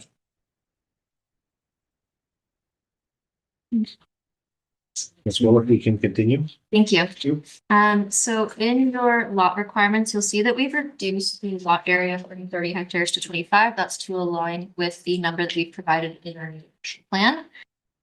We've also reduced the lot area for residential lot created by consent in the rural zone from 1 hectare to that 0.8 to align with what we've done in the rural residential and shoreline residential zone. Again, removing the accessory lot coverage restrictions. And then we've added in different setbacks for your front yard and your interior side yard just for the detached dwelling, because we recognize that you still want to maintain that additional separation between agricultural outbuildings. But the residential dwelling itself doesn't necessarily require such a significant setback, so we've reduced those a bit. We've removed the maximum accessory building height in this situation. And then below that, you will see your agricultural regulations when it comes to your agricultural related uses and your on-farm diversified uses. And the notes we previously had were if your lot was rural and under 10 hectares, or sorry, 10 acres, 4 hectares, you'd be subject to the rural residential. We moved that here, and we've also added, if you are under the 4 hectares and you're abutting a water course, you're subject to the shoreline residential zone, just because there are some different provisions and different conditions that go along with that. So we wanted to make sure that we're pointing them in the direction of what accurately reflects.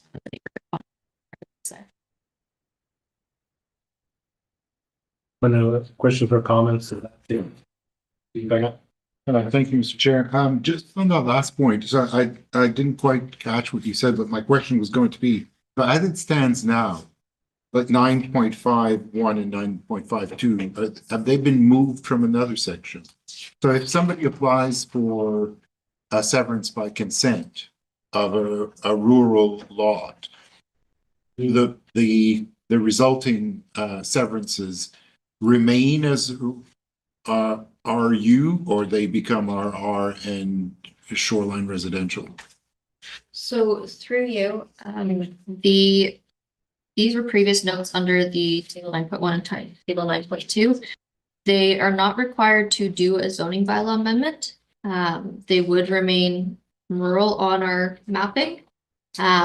But this provision would then point them to be subject to the rural residential regulation. So in effect, they are treated as rural residential properties. It's just doing that without requiring that zoning bylaw amendment. So, another question. So what I'm trying to, so at the moment, is it the same thing that applies, or is this new? At this moment, it's just if you're under the 4 hectares, you go to the rural residential. The new part is where you're abutting water, you go to shoreline residential. Because right now, I mean, if you were abutting waterfront, you would just go to the rural residential. What's the rationale behind that? I mean, if we're not going to change the zoning, we're basically changing the zoning back door, kind of. It's essentially not requiring the duplication of the Planning Act application. What's it? At that moment, it saves them from requiring to do a zoning bylaw amendment. Madam Mayor? I'll just speak to that point as well, because I've brought this point up when we were in our official planning process. Going forward, as consent severances are dealt with within the rural, is the plan to keep the same? The way I feel about it is when somebody has a property that is under the 4 hectares or 10 acres, and it says RU, they assume that they're able to do everything that's in the zoning bylaw under RU, and unless they read the small print, it can be very unclear. And also when you're looking at transfers of property, so if somebody is buying a property, they're just looking at the zoning classification. So you could have a 2-acre property that's zoned RU, they're, oh, look, we can do this, and this, and it's not true. What is true is that they are allowed to do what's under the rural residential or now under the shoreline residential. I do agree with separating those so that any parcels that have been created that are under the 4 hectares, 10 acres. If they're on a shoreline or waterfront, that they have to, follow the rules.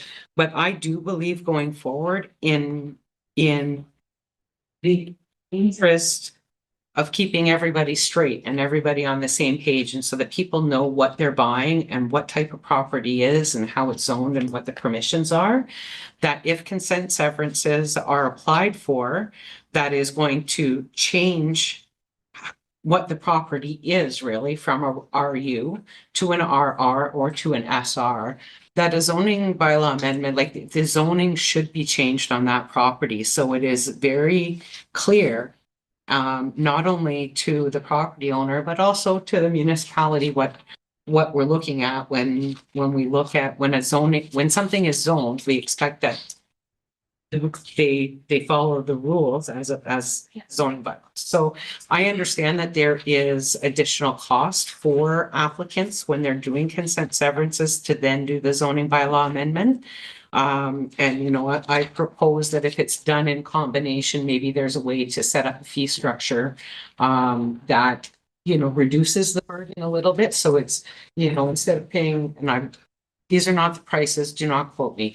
They're paying 500 for the consent severance and 500 for the zoning application amendment. If it's done at the same time, maybe we charge 750, so that there's a little bit of a reduction on cost. But we're actually keeping properties, we're keeping it straight. We're keeping our record straight. We're amending the zoning to be consistent with what's actually permitted. Because I think it's a little confusing for people, but for people on both sides. Yes.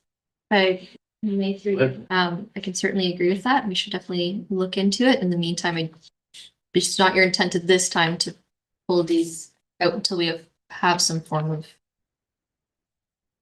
Well, I don't know whether that is whether that's addressed here or whether that's addressed in the official plan under consent, because there's nothing in the zoning bylaw that addresses how consent severances are done. So if that were addressed, that needs to be a change in the official plan document. I believe, tell me if I'm wrong. But that the way consent severances are managed is actually defined in the official plan and not in the zoning bylaw.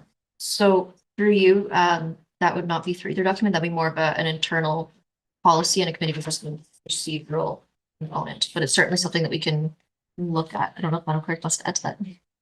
Okay, but it's not addressed in either one of the documents we're working on. There are consent considerations in the official plan. I don't know that the official plan, we could mandate a certain condition on a consent severance.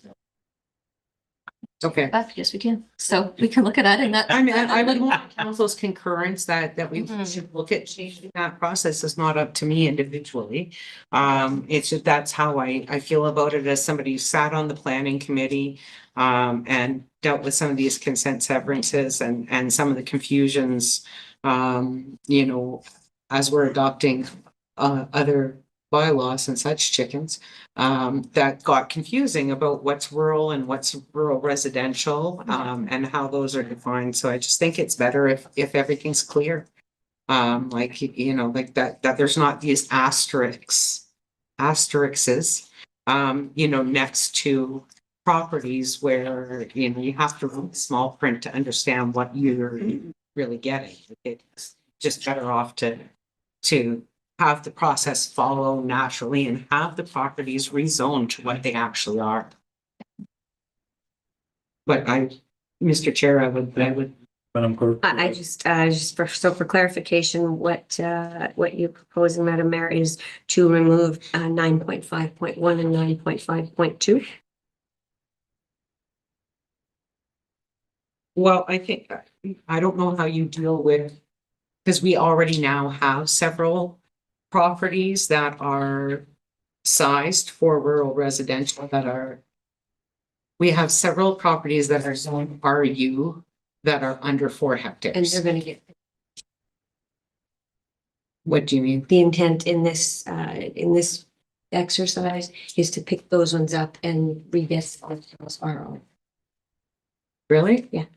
That's a big jump. That's much. Okay. And what people? to RR and SR.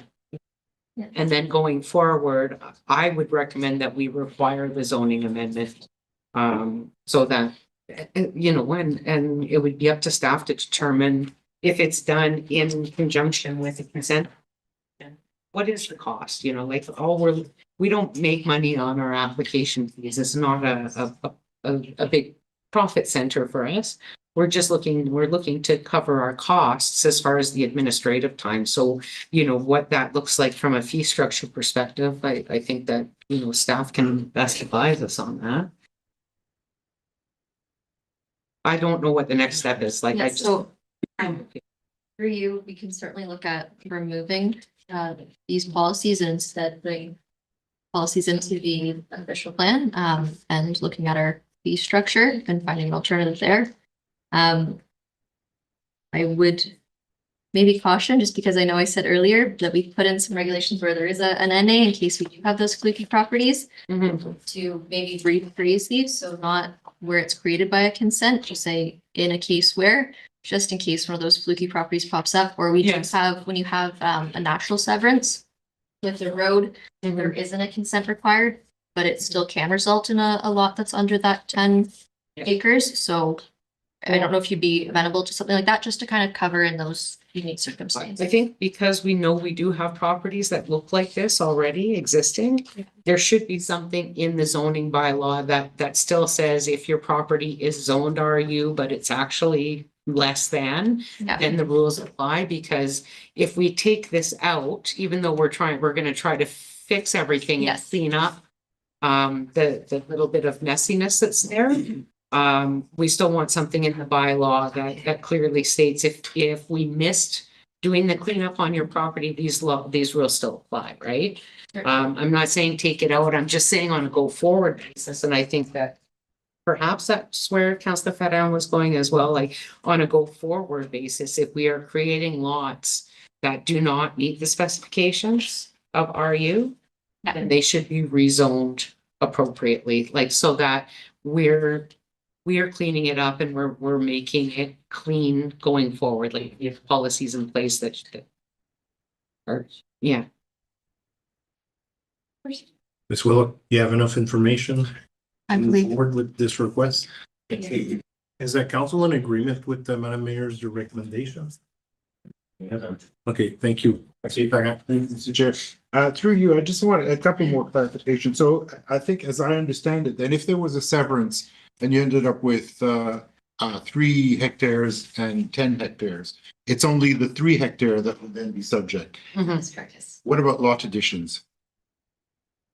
What if a lot addition causes a an RU lot to go from 10 to 8? Because the neighboring property now goes from, I don't know, 12 to 14.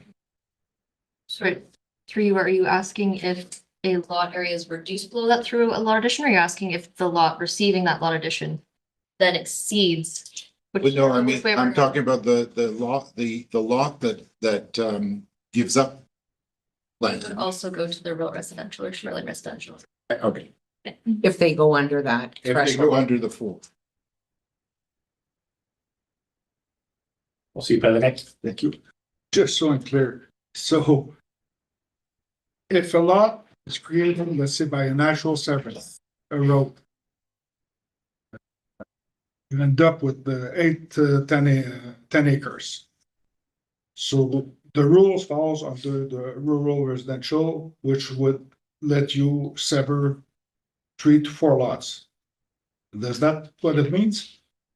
So through you, if a natural severance were to occur, that would not count, like you're talking in the official plan policies with the permitted number of consents? Or in what context are we speaking if there? Okay, right now, if I have a piece of property on that side of the road, which is 10 acres. Yep. It's or a creek, it's a natural severance. It's automatically severed. So through you, you aren't required to get a consent adjustment. You are still required to have a survey prepared and go through the legal channels. The Madam Clerk certainly has more information on that. Just for clarification, I think what Councillor Pellerin is asking is if you have a piece of property on the opposite side of the road, say you've got 100 on this side and you've got 5 over there, what's going to be the designation of that naturally severed piece? If you are under the 10 acres, the 4 hectares, that's the intent, is to have that portion that is naturally severed, if it's officially naturally severed, be subject to the rural residential. Okay, and it would be allowed up to 4 severance. Provided that they can meet the minimum lot size Yeah. and frontage and all the good things. Yeah. Okay. You? Any other questions? I have one. I see that. Yeah, but I understand, right, if you have 4. Consent severance now instead of 3, because I remember we used to have 3. No. So It's 4 now. under the proposed official plan, it will be. Okay, good. Within 7 years. Yes, sorry, within a 7-year period. Instead of just saying for an undisclosed amount of time or relying on ownership change, anything like that. or lots in 7 years. See, Pedro. Just going on this, it's way more flexible than before. Mhm. Way more. Any other questions? Any other items under section 9? Okay. Last chance for clarification, clarity number 9. Good. We'll move on to section 10, or the other zones, so back to you. Thank you. Through you. As I mentioned earlier, we did remove the Crown land zone because it is land that's in the ownership of the Crown. So you'll see that that's been pulled out. The permitted uses we've added in community center. That was, I spoke earlier a bit about the fact that we previously had our place of assembly definition that had banquet halls and the Legion, which we pulled out. So instead of having the place of assembly be permitted, we're now just permitting community centers, so that when you're looking at your community facility and your open space zone, we're not doing those large scale commercial operations, just kind of the residential community supportive businesses. Other things to note here, the addition of the funeral home to community facility, because generally can be associated with a place of worship. So we wanted to have that flexibility there. We did remove the dwelling unit as an accessory permitted use in the community facility and the open space zone. Just isn't really aligned with the intention there. Lot requirement wise, of course, we removed the Crown land section. We removed the maximum lot coverage for accessory structure. And that's really all that occurred in this. Any questions or comments?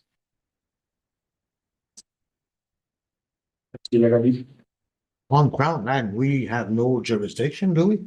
That is correct. That's why we pulled it out of here. Okay, thank you. Questions or comments? Hearing none, move on to section 11, holding zone. Through you, if I may, I'm just gonna group 11, 12, 13 together. Skip those pretty fast. Sure. Your holding zone, the only thing that's changed is we had the waste management influence area, which is a holding zone around active and closed landfills. We just moved it from the general section into the holding zone because that's where it fits. There were no changes to section 12, which is your temporary uses, and then section 13 is that new one that I spoke about. That's now where we're keeping all of our exception zones instead of keeping them under the residential and the rural and the industrial. We just made one big section to keep them all, just because it makes it easier as we're doing housekeeping dates to the document. They used to be, well, the temporary use. I noticed one of them in there, it says that it's only to be in effect till 2021. Should that be removed, or do we keep all of them in there? Should we be renewing that? That's 5 years old. I would refer to Madam Clerk on that as the I'm sorry, just what section? So section 12. that's 12.1. I don't think it's harming us by leaving it there for Well, that under temporary uses, they should have been back to, correct? pardon? In a temporary use bylaw, don't they have to renew it? It either needs to be renewed or ceased, so that would no longer, that first one doesn't be in effect anymore. It's just if we keep the record in here. What she's saying is, because it Yeah. wasn't renewed, it doesn't really exist. But we have to keep a record of it. Oh, so we do just have to keep it right. So it's not happening anymore. No. Any questions or comments? Did that include section 14 also? 14 is really just kind of the sign offs and the repeal of the existing one. So we did speak, I believe it was back in December, now about going through this, and we said that because of all the changes that we were going to do, it's council's agreement that we would repeal the existing one, replace it with a new one. So it'll be this document, it'll have 2026 number. So that's where you see under section 14 that it says that we're repealing 2014. Okay, that's good. Any questions or comments? Good. No need to go to the appendix. This time. Any questions by councilors for the appendix? Okay, we'll move back to item 4, please. Perfect, thank you. Griff, the start with it. Section 4, we updated the additional residential units. A lot of these changes are mandated by the Planning Act, which, as I said earlier, where you have a property that has municipal water and sanitary, we are mandated to permit 2 additional dwelling units, one of which can be in a detached structure. So that's what you're seeing in your general provisions here, essentially allowing that. You said that if you have an additional dwelling unit that is attached to the house or in a garage, it's limited to 75% of the gross floor area of the principal dwelling, which is the regulation that we currently have. The only addition there is in situations where it's located entirely within the basement, it's allowed to take up the entirety of the basement. So if it's ends up being kind of 50-50, that's okay as long as it's entirely within the basement. They're not permitted in hazard lands unless the openings are above elevation. I'm just trying to see here what other kind of important ones are. Any additions for an ADU to the house need to meet setback requirements, be located at the rear of the building. Detached additional dwelling unit needs to have a minimum rear yard setback of 4 meters. We've increased that, just recognizing that it is it's going to be a habitable structure, not just a shed. So you want that additional setback from your neighbor's property. I think that's kind of the key areas here. And then, as we said earlier, again, that when you're in the shoreline residential zone, you're only allowed that 1 additional residential unit. And it can't be in a boathouse. It can't be in your watercourse setback.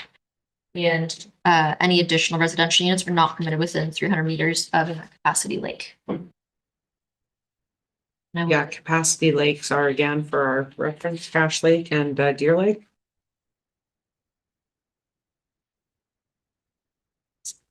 All there for questions or comments? Mr. Chair, I'm just wondering if we consider extending that limitation for add capacity lakes to other waterfront properties. I don't know, maybe another criteria to use. I mean, some of the waterfront lots are like tiny, but it's very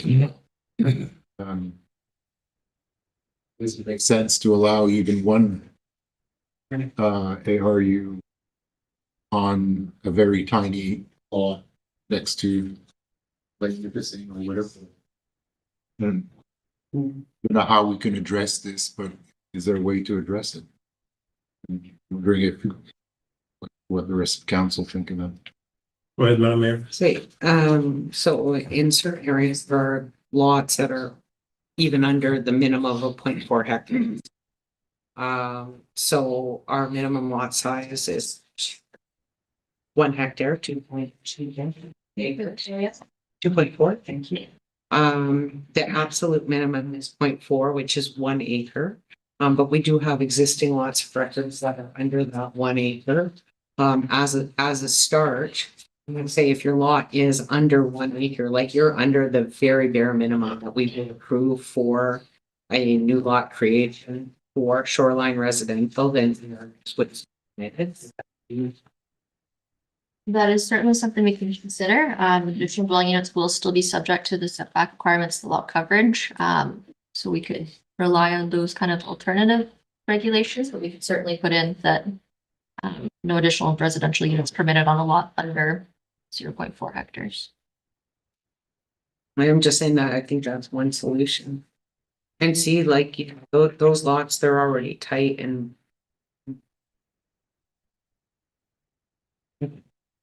opinion. Thank you, Sue.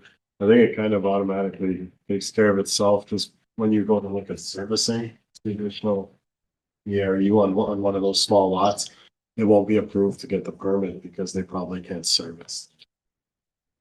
And then if they can service, at that point, they can service it, it's probably not too big of an issue. If they can service it properly, but say someone wants to build a garage with an additional unit up top. and you can't service it, it's not gonna fly right there. I think that kind of do with the. You. Any other questions or comments? Do you need any clarification from us, Ms. Wood? Yes, please, through the just get clarification if we want to add a regulation saying that they're not permitted whatsoever on under the 0.4, if we want to rely on the setbacks, lot coverage servicing to. Yeah. We want to put a limit on lot size or servicing? Those properties, sorry, may I Yeah, ask a go ahead. question? So the properties that we're speaking with in generalities, once you have a house and a garage, you're probably already exceeding the lot coverage for, I'm picturing Promenade du Lacs. Let's say there's some small lots along there on Marlowe Road. Once you actually have the house and the garage or anything built on there, you're probably pretty lot coverage capacity anyway. Depending on the lot, yeah, could be. I don't know. Would you like to see a change? Councillor I Fennell? think but I would go with I'm not sure. Yeah, no, I'm just trying to, I can see that. Thank you, Mr. Chair. Now, are we talking, a lot along the waterways, or are we talking a lot just, in the outskirt of a community, which is not affected, like, not close to water? We were just talking shoreline residential. Just shoreline. Shoreline, I'll let them know. Yeah, there is already a bylaw for one hectare, right? Mhm. Lot size.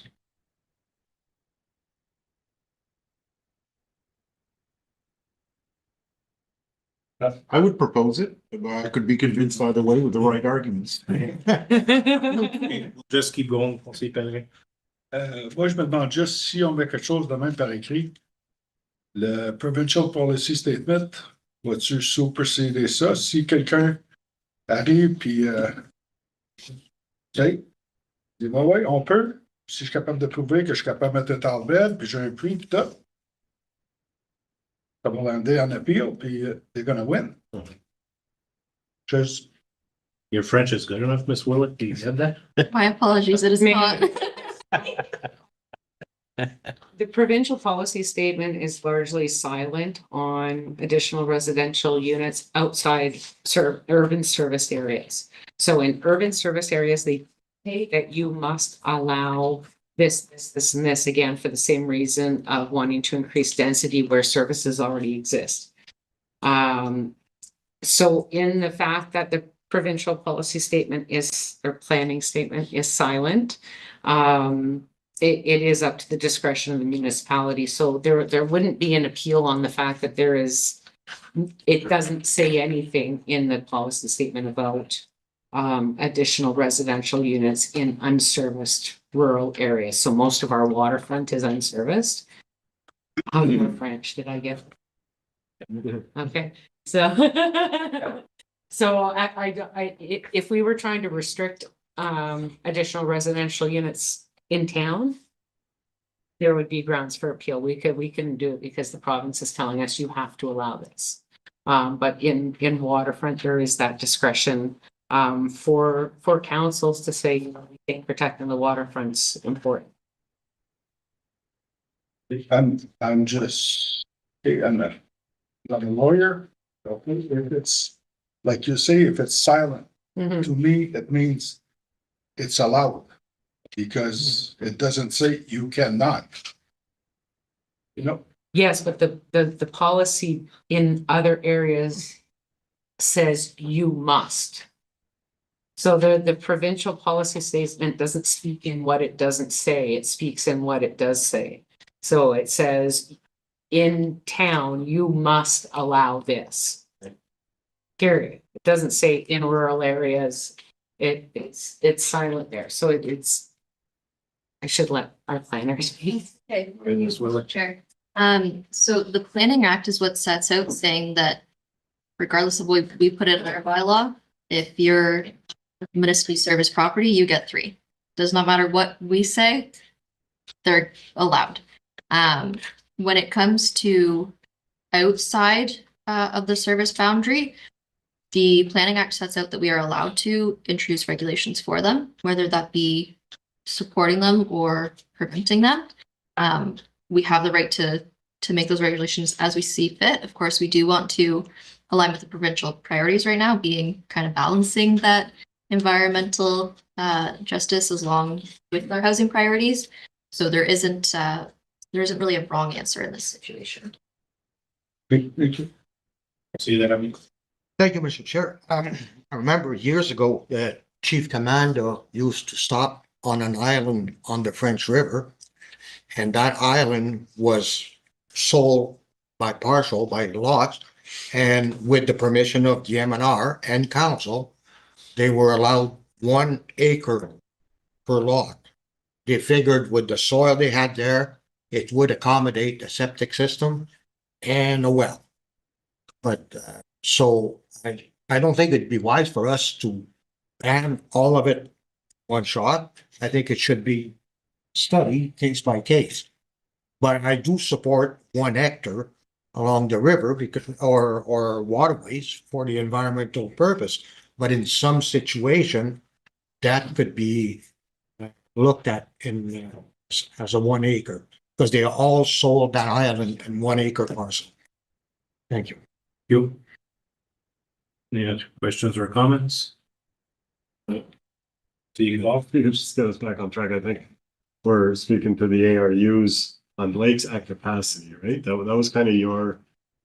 No, it's outside the ones at capacity, if they're under an acre, if they're under that 0.4, should we? I would say the ones at capacity, my opinion, then yeah, they shouldn't be allowed to add it in an ARU if they're under the size, because it's at capacity, that's what that means.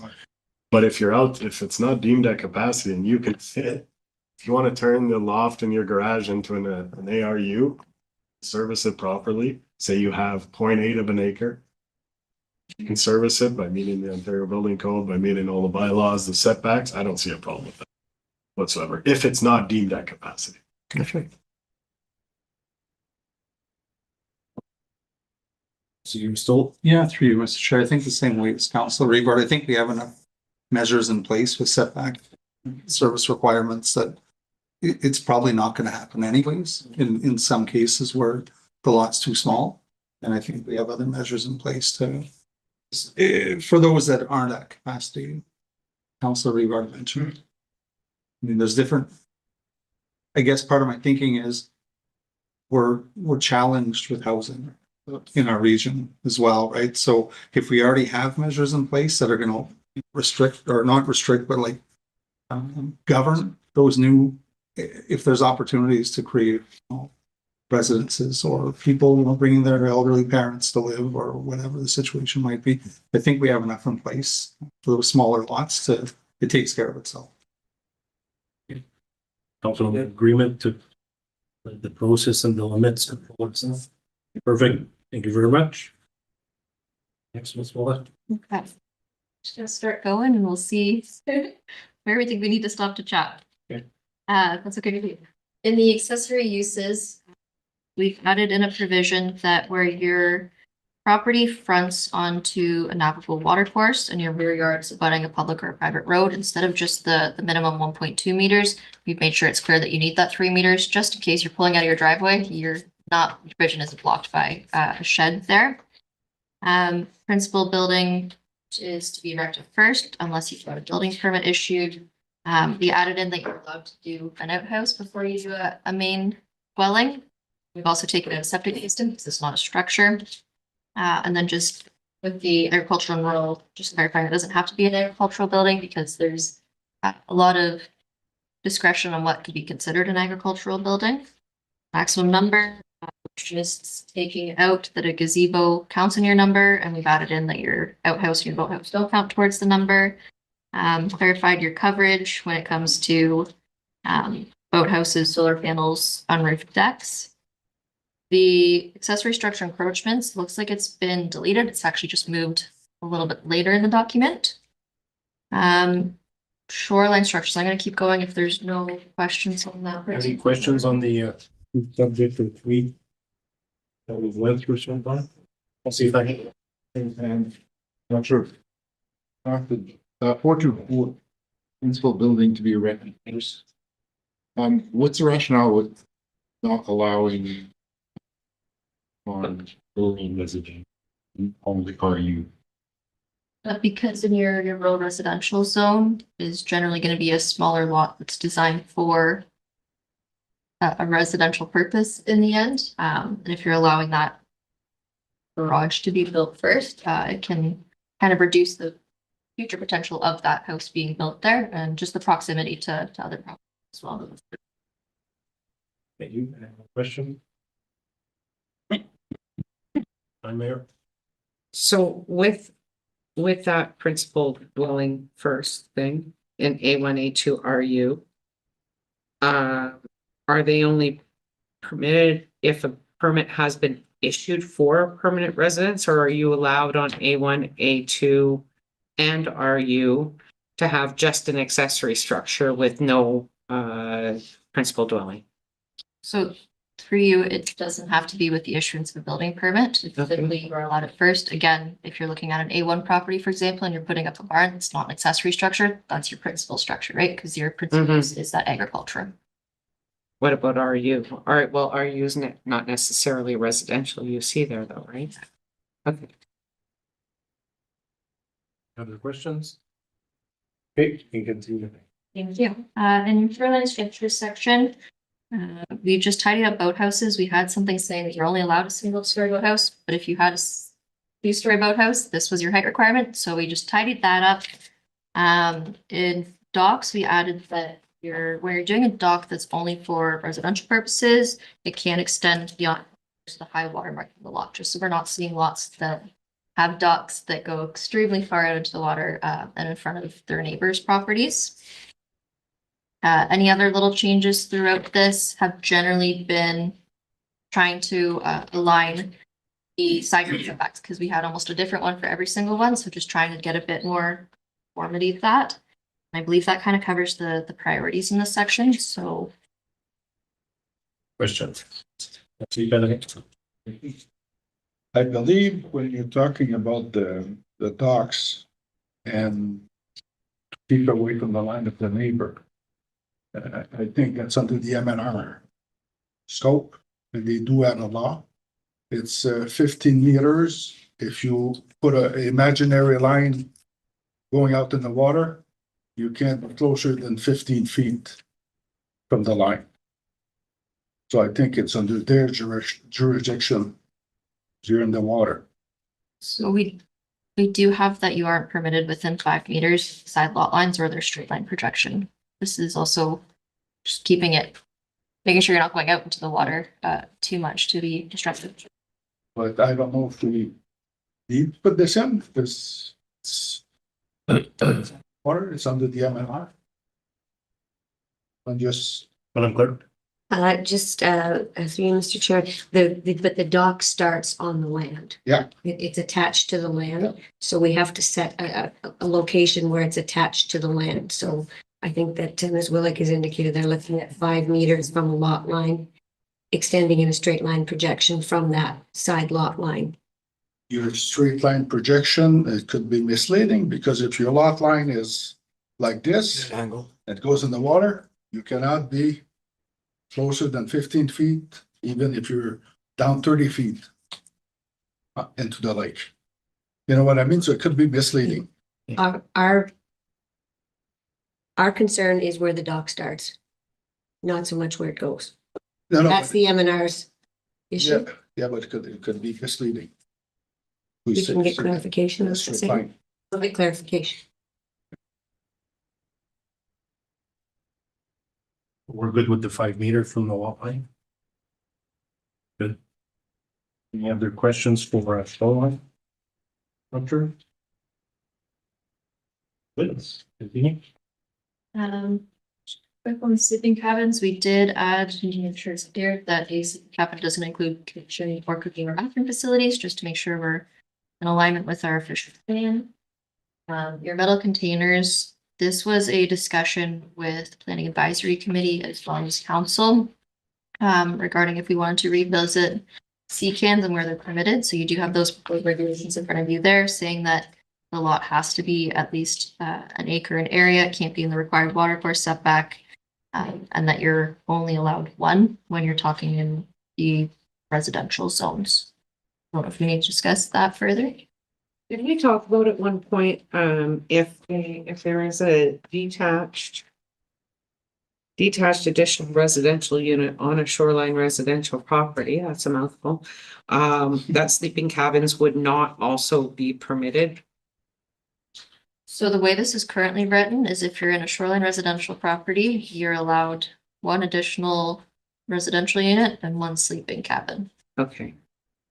I don't know if that's what council. That, I mean, I do, we have that cabin discussion, stays that's as kind of how we ended up. cabin, it's fine. It's when sleeping cabins get built and then converted into kitchen, bathroom, And at that time, they would fall under the additional residential units now, yeah.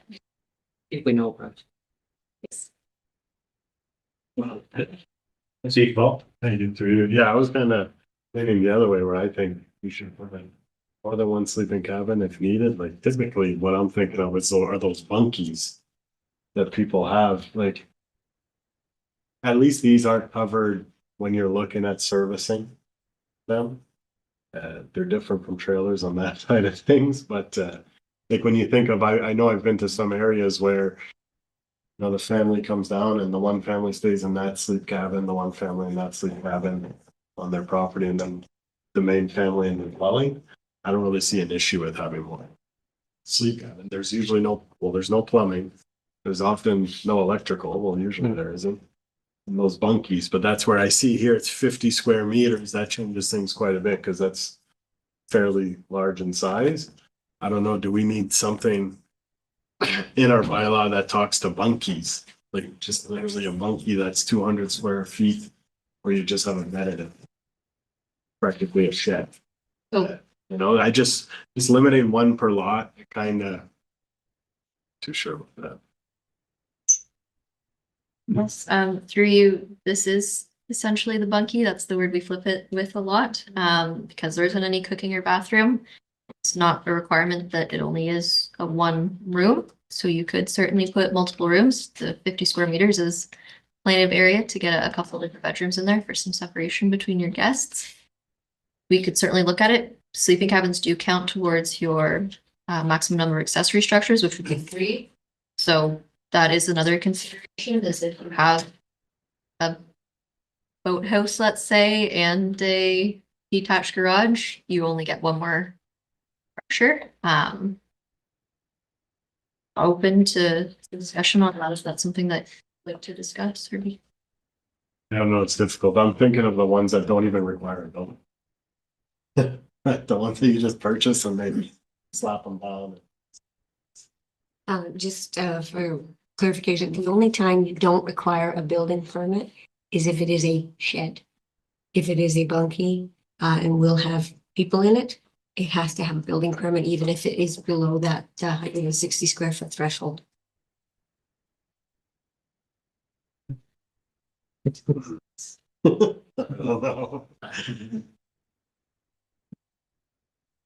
Well, That's a regulation. That's Ontario building code. That's a regulation.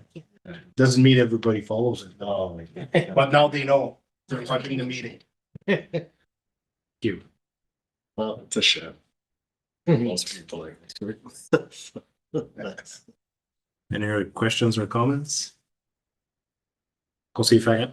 Thank you, Mr. Chair. I just noticed, 4211. I think yours unless not provided that. No person shall unless law.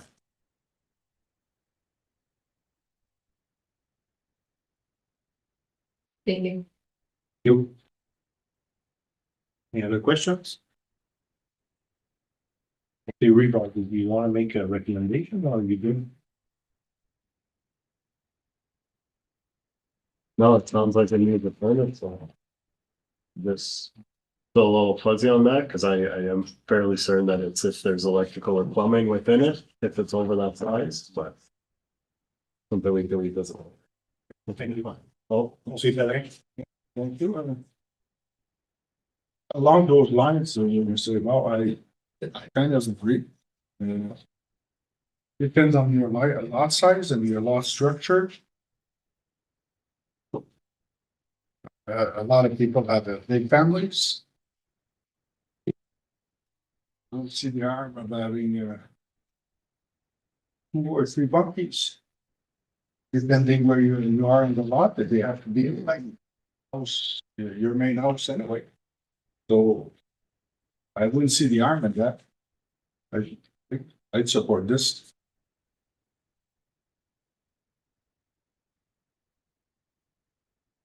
Your recommendation for us to decide on it or move on it, so. I'm okay with this the way it is, and then I. More information in the future, then we revisit it. Why? Fine, I'll propose. We'll have. Right. Yeah. What are you proposing? To have up to 3 sleeping cabins. Sizes to be determined there.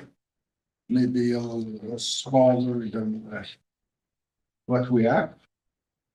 There's one main sleeping cabin is how big is allowed now? Currently it is 50 square meters, which is about 540 square feet.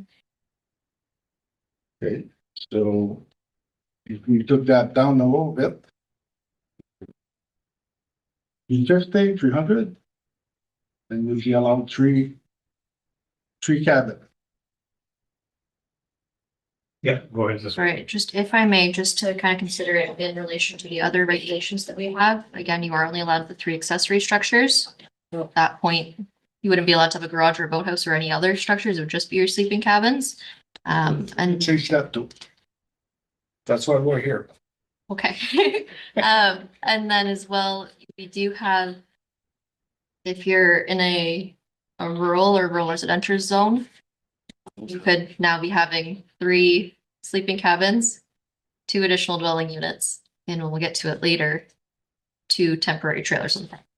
I just want to make sure we're considering the extent of what someone could do if they use the maximum abilities that they have. Any questions or comments? We'll see Resto. Maybe Mr. Chairman, maybe I'll either our staff or our expert on septic systems. How does that impact if you have a cabin and then you have up to 3 structures, which right now you can put, it doesn't say how many people can be in each one. You can have 10 beds in each one if you want. How does that impact your, if you have, and I'm being hypothetical here, you have an extra 30 people.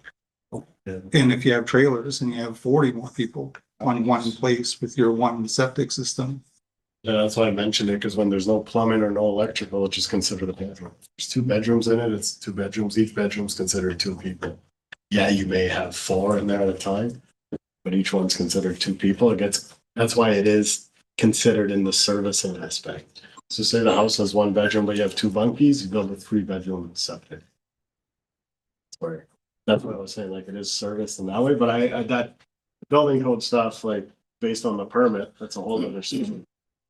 Okay, so before we chat for half an hour, I want to know first, is there appetite from any councilors to add more than 1 cabin? Sleeping cabin. A sleeping cabin.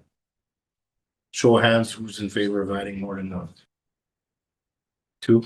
Okay, there's no appetite, so we won't need to discuss this further. Thank you. We can move on. I believe so, Go yes. Dan. Okay, thank you very much.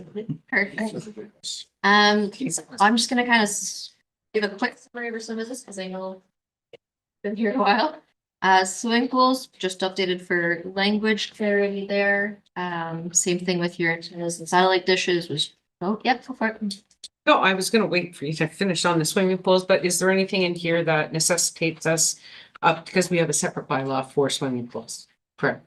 Is there anything in here that is gonna need to necessitate any updates to the Does it look- bylaw for swimming pools?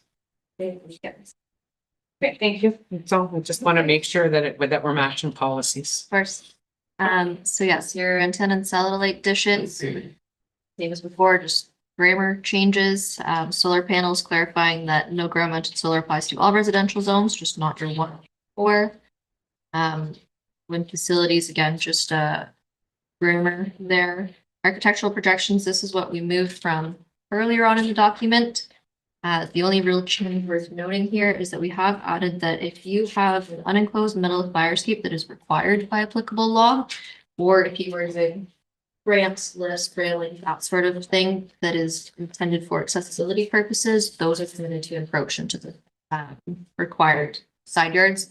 They can't encroach onto the abutting property, but they can encroach into that required side yard, just to make sure that we're supporting AODA objectives and also allowing for the legally required fire escapes.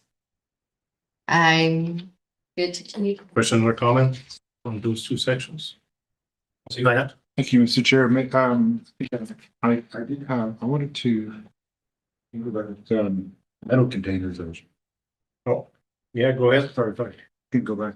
So this is the change. This is, I think, as far as I understood, the moment, people can't have metal containers or shipping containers in R1 to R4, is that right?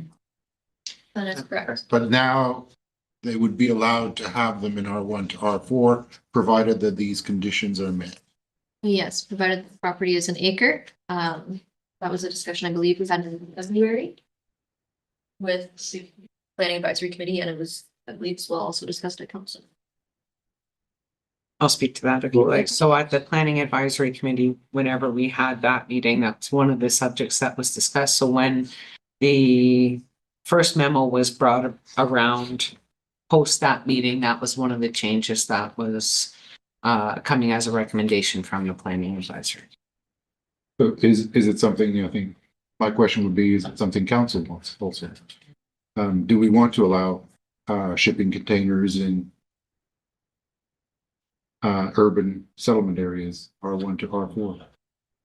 I find, yeah, because further down, we don't allow solar panels. I know, I will state that the way that this was written, there would actually be very few R1 to R4, well, there would be almost no R4 properties. No. That would be applicable, and you'll see that section I, not II or III, limits it to lots exceeding 1 acre. And so there are a few rare lots in the R1, R2 that are over an acre. There's probably a couple along Ritchie Road in Cache Bay, near where Councillor St. Louis lives. I think those are some larger lots that are serviced, but they're rural residential. So when we had that discussion, we said, in town, when the lots are really small and really tight, is it something we want? But we didn't want to do it on zoning basis. We were trying to do it on lot area basis in the same way that we did the chickens. So. Good. I'll see if I got it. Good. Okay. We get anything? Yeah. Thank you. Bed and breakfast, just clarifying that a B&B isn't allowed for ADU. Cluster developments, talked about it a bit earlier, so just adding the requirements for setbacks within that kind of internal private driveway access aisle that we're speaking about, and separating those buildings apart. Communication tower, we've just moved from later on in the bylaw. Decks is a new section. Decks were previously kind of grouped in under your accessory structure encroachments. So we've now given that a new section requiring that they're attached to a building, they meet the side yard setbacks of the principal dwelling, and that they don't go any closer than 4 meters to a rear property line and no closer than 10 meters to the water course. And if it is roofed, the roofed portion has to meet the setback requirements of the main dwelling. Any question? I'll see if I got. Thank you, Mr. Chair. Through you, sorry, if I can come back to solar panels. Does that mean, so the wording's been amended to residential zones. So does that mean you can't have solar panels in a RR That is correct. Because You're not allowed ground mounted. You can do roof mounted, you just can't do a ground mounted solar panel. But our can be as, can be four hectare. Quite a bit of, that's 10 acres. We're preventing people from having, so someone off grid who wants to remain off grid, we're gonna tell them, no, you can't. Even though you've got 10 acres, can't put, you can't, you cannot have an total off grid property with only rooftop solar panels, I don't think. It's very. So I think that's something we need to look at. Talking 4.2.14. 4.2.14. It just says, oh, residential zone. Oh, okay, yes. It crossed out part. Okay, I understand for a 1 acre property in town, Mhm. but we're telling someone who's got a rural residential property, they can't have ground mounted solar panels, so therefore we're telling them you can't go off grid. Because you can't have, let's say, a 4,000 square meter house and rely only on your roof for solar. Thank you for that. Yeah, go see that, Eddie. Thank you, Mr. Chair. I do agree. You can have enough juice if it's mounted on the ground and you have a tracker.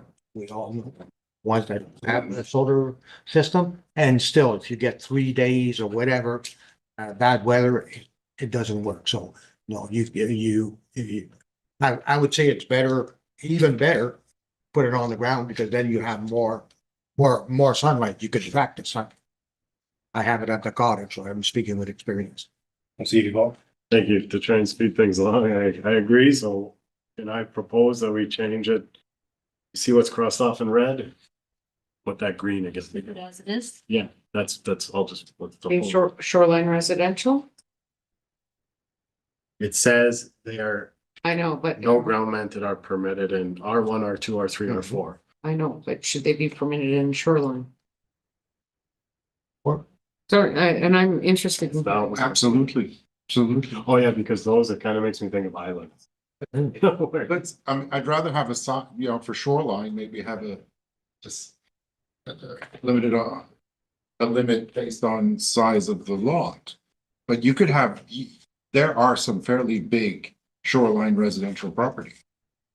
Would it count as lot coverage? I know, I mean, these are questions that we would ask, right? Like, so I'm thinking, let's say it is a 1 acre parcel. How close can you put it to the lot lines? Can you put it where it's creating shade on your neighbor's yard? How big these things are?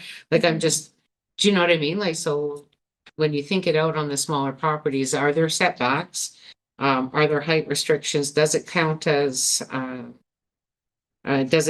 lot coverage? And is it like the top part, not the coast?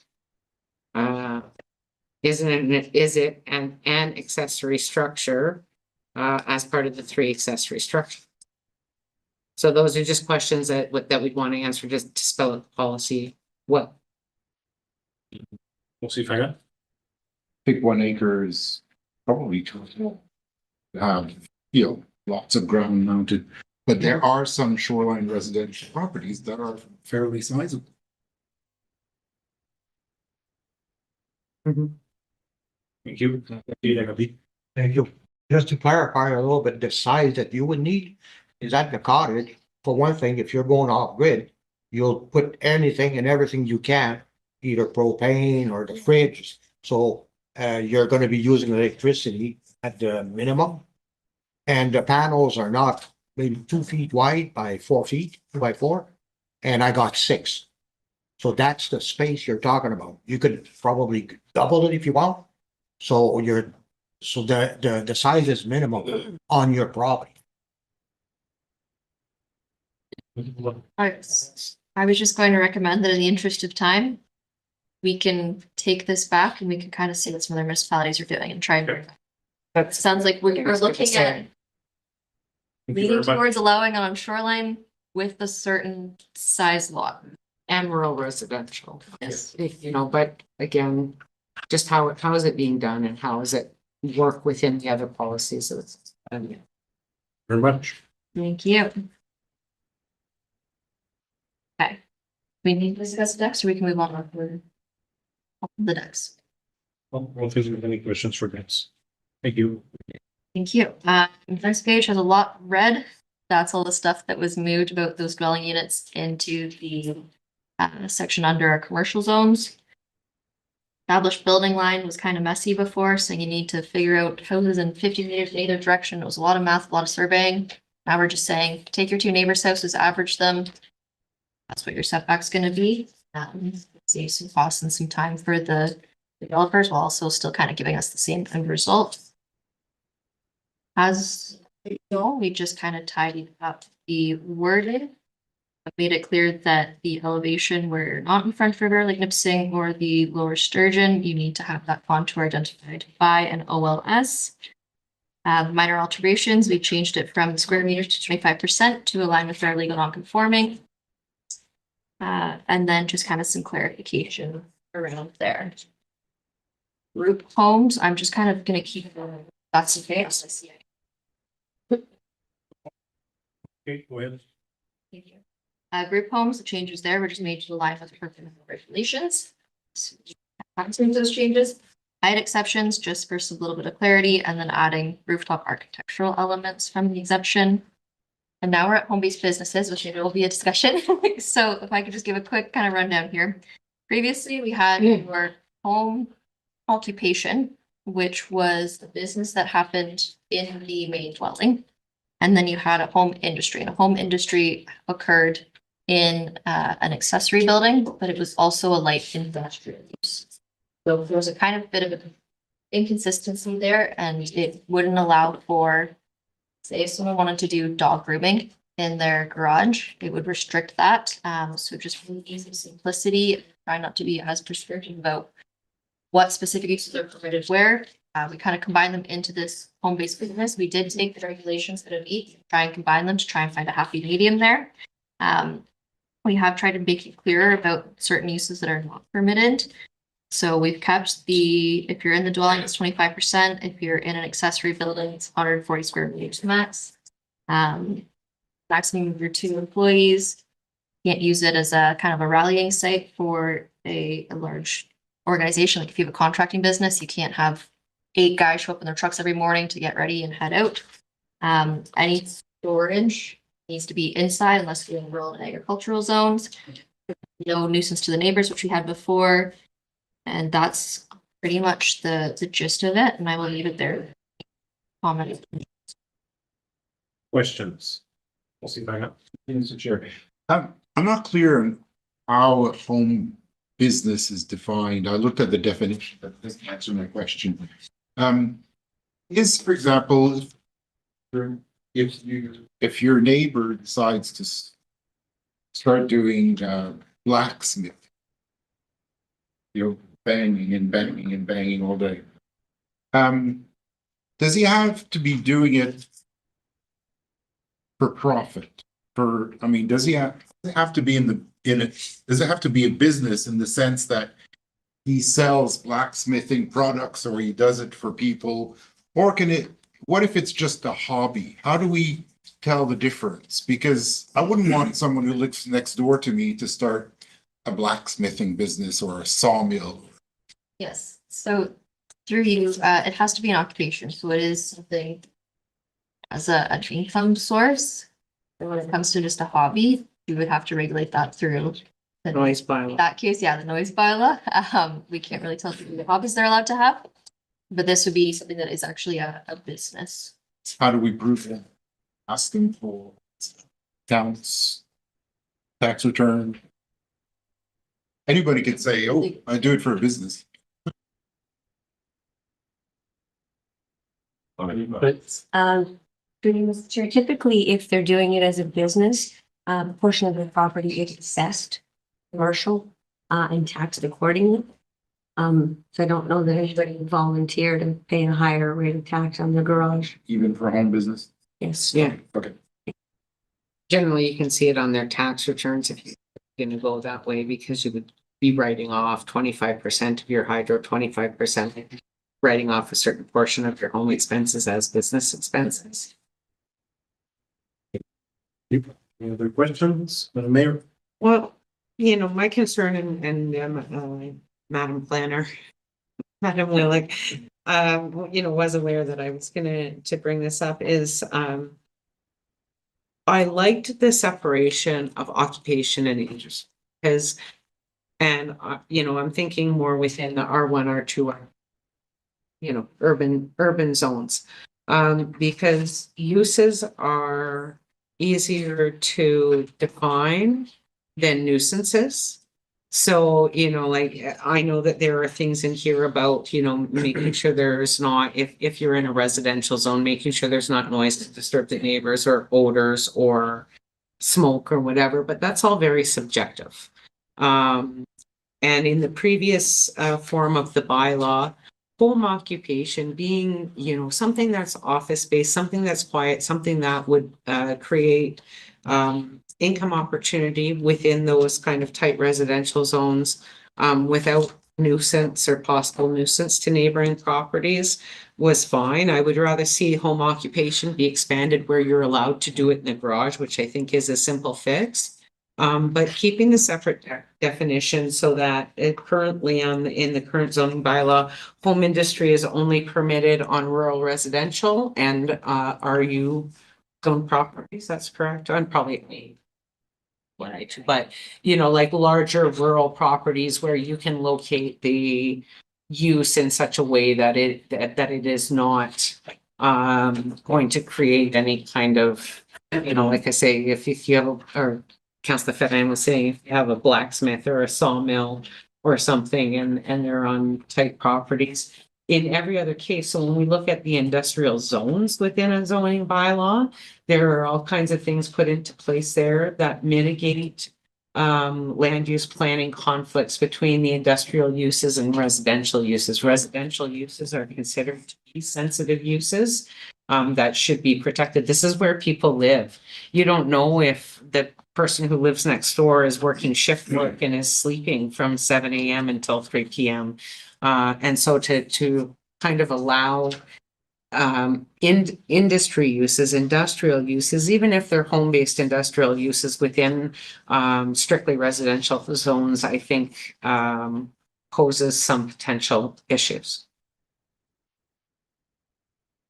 So I'll make this Yeah, yeah. simple if you like. I would propose to leave the definitions in place with the industry being permitted in larger lots or residential and RU. And expanding the wording around home occupation so that if people were doing it attached garage or detached garage, it would still, you know, if you want to set your garage up as an office space or as some of the other uses that are permitted. And there was a pretty good list of like home occupation is this, home industry is this.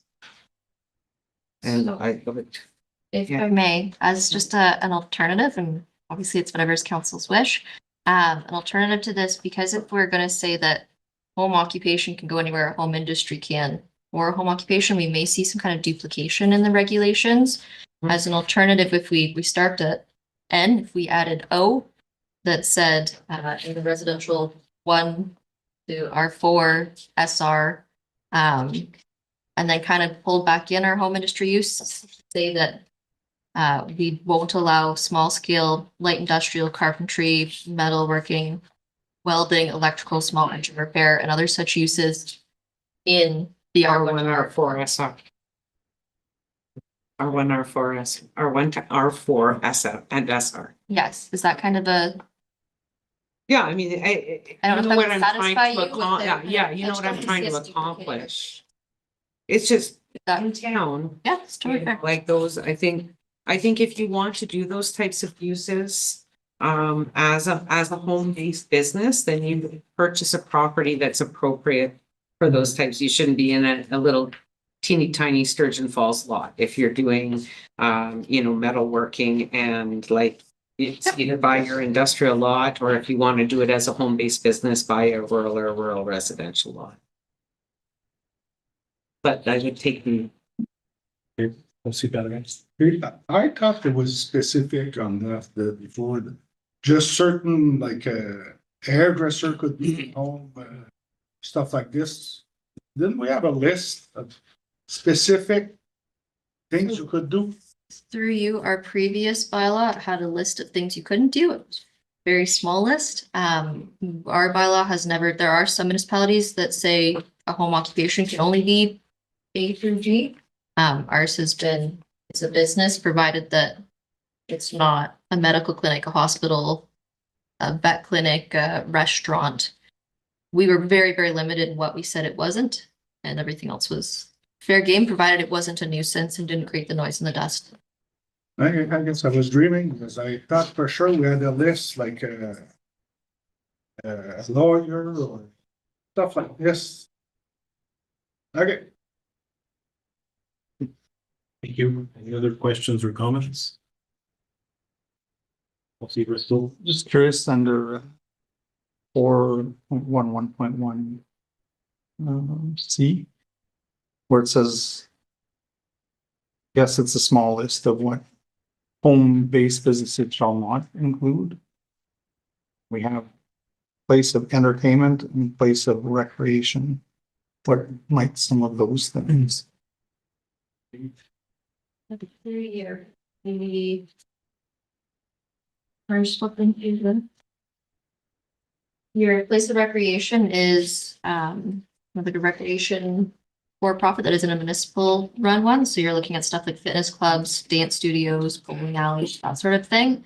And then you said the place of assembly, that would be your banquet halls, your trade shows, reception halls, and those larger banquet event spaces. So those aren't allowed under this. We'll see if I guess. I just noticed something I hadn't seen. So the shall not include health services and establishment other than psychiatric or therapeutic. So psychiatric and therapeutic is allowed. That's correct. Yes, the intention of that is you can't have a dentist office there, but if you wanted to do therapy sessions, that's okay. Questions or comments? No? Would council be in agreement to identify the Madam Mayor as suggested to separate any industry versus home? Yep, I agree. Or agree? Okay, can we do that as well? If I may just ask clarification, instead of adding that other provision in, you want to fully pull them back out into two separate. Madam Mayor? I'm not bothered either way, as long as it is identified that within R1 to R4 SR. That, you know, light industrial, uses are not permitted, so office uses. Things that are quiet and won't Yeah. bug people. Council's agreement with that? Can we create a list of home businesses? Can we get a list somewhere?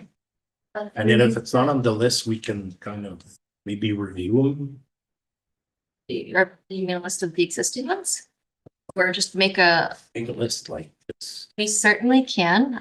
The one challenge with doing that is people are creative and there's new businesses every day. Yep. And we might write the bylaw and there's something none of us have ever thought of. Yeah, that's okay, but we can always revise it every year and just add to it as needed. So I would, if I may ask for council direction, if you want to go with the approach of it can be anything except this, or if you want to go, it can only be this. That's kind of the two ways we can write this bylaw. Currently, we're saying anything but. And if you want to switch to saying it can only be these things, we can certainly look at that. Or the reason, and I'm asking council for this, is the reason I'd like to have a list. And if you're not on the list, you can request to add your own business on the list. So it's part of it when we either renew or review it on a yearly basis. And that way there's gonna be no gray area except for the request time, which technically means we won't refuse any businesses that is identified as a home business, but if your business isn't on the list, we'll add it at a certain time. If it's meeting the criteria of a home business. Unfortunately, don't know how we would proceed. with that. Sounds almost more like a licensing method. Not necessarily, since it. It can certainly be that if someone's on the list, we could kind of keep it in the back of our mind for keeping amendment. I just don't know how procedurally we would view a list like that. I don't know, Madam Clerk. Mr. Chair, what she's saying is you can't add to anything in a zoning bylaw without going through the full process of a zoning bylaw amendment with the public consultation and Oh, okay, things like that. You okay, can't just sneak stuff in. okay, okay. I wasn't under the, I thought we could review it on a yearly basis and just keep it so fun. Yeah. I don't know. We can, but it would involve a zoning bylaw amendment. Yeah.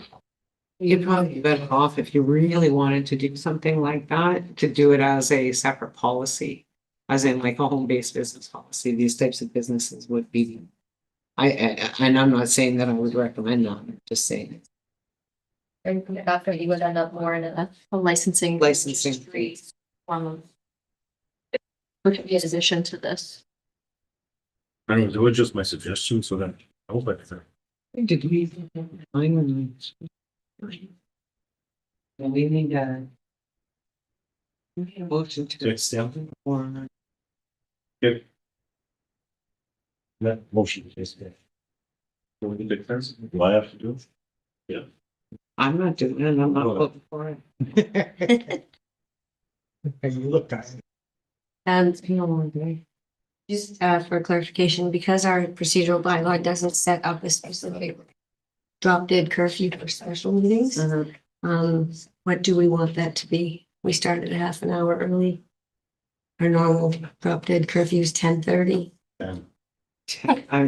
I can't go longer than 10 minutes. That'd be a good thing for us. 10 o'clock. I'm still not voting for. I'll talk fast. I need a mover and a seconder for the. We're gonna second to extend the meeting. Conseiller conseiller Pellerin, conseiller Larrabee.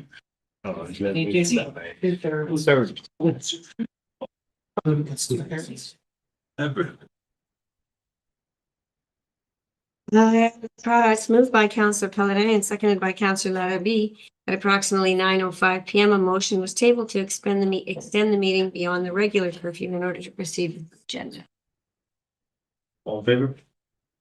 1, 2, 4, 5, 6. That's fast.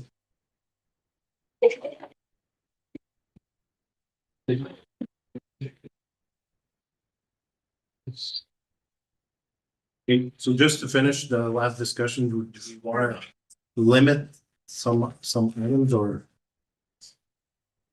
Open? No, We're gonna. ask them to write in something about Yes. home industry in residential zone. Yeah, no, I think we Okay. voted on that. I was just Okay. asking if it's doing a list, but we'll just leave it open because we're complicating things a bit too much.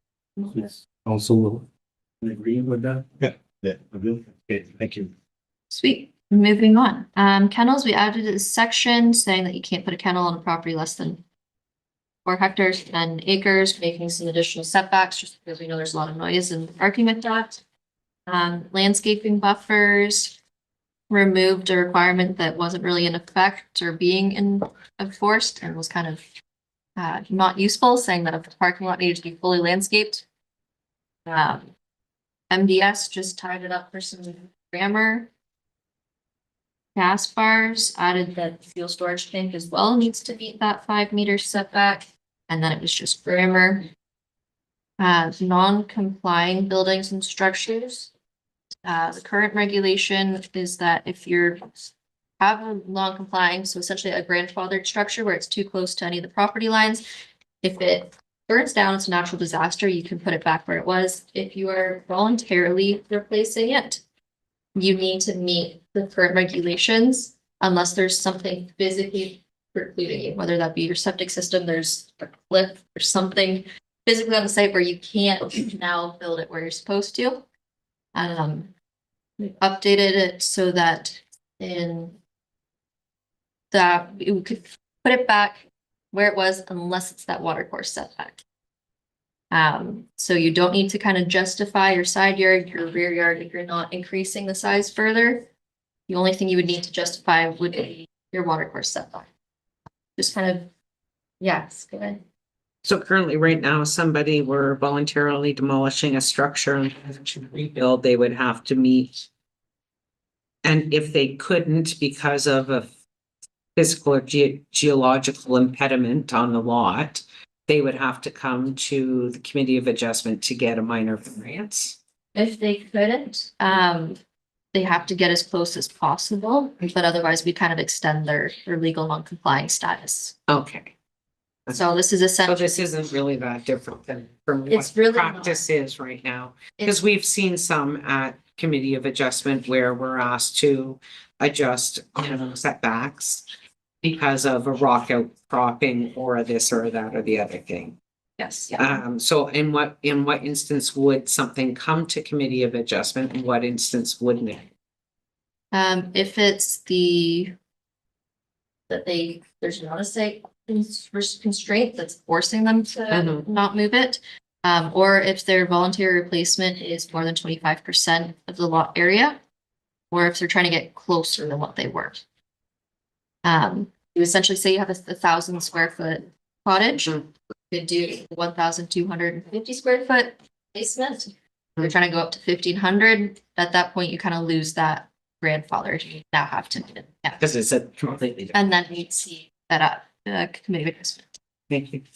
Thank you, Mr. Chair. Any other questions? Another item that we added when it comes to legal non-complying, if you have a single detached or semi-detached, say you're in a highway commercial zone, you're single detached, you likely won't have many of them. But in that case, if you are zoned C1, you just have a single detached there and you wanted to do an addition to it. The setback requirements we would apply would be the R2 setbacks, not the commercial setbacks, just for understanding the fact that there are kind of different expectations and setbacks there. So you might be allowed to get a little closer to the lot line because now we're giving you the setbacks that kind of logically reflect what your actual use is of the property. I don't know if that concerns with that. Questions or concerns? Yep. And then just a lot of grammar stuff. Outdoor storage is primarily just a grammar changes. Your outdoor display and sales, we've said that they're permitted on commercial or industrial on the same lot. You can only display goods that we're offering for sale on that property. Can't be located in your parking, your loading or green space required areas, and it has to be 5 meters from a residential lot line, just to make sure we're not encroaching into that neighborhood context. Is there a definition for outdoor storage and definitions? I believe, yeah.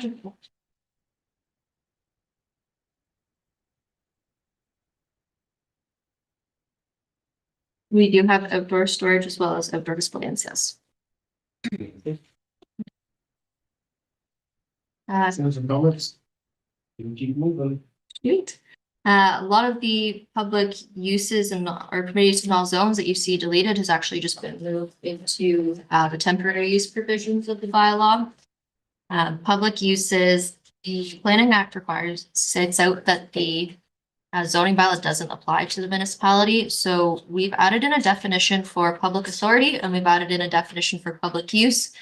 And essentially we've changed it so that if you are a public authority acting to do activities for a public use, you aren't subject to the zoning.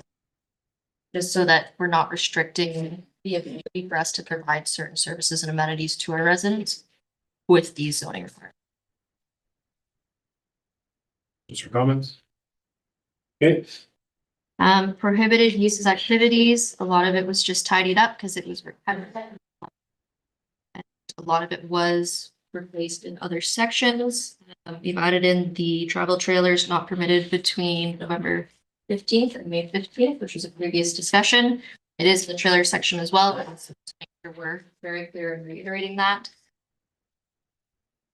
I don't know if we need to talk through any of the rest of that. The public road section is all just a grammar formatting change there, as well as we've added when it comes to a private road, that the municipality will not take it unless we deem it desirable. It's not just that they have to bring it to a standard, we'll automatically assume it, we also have to say that we walk the road.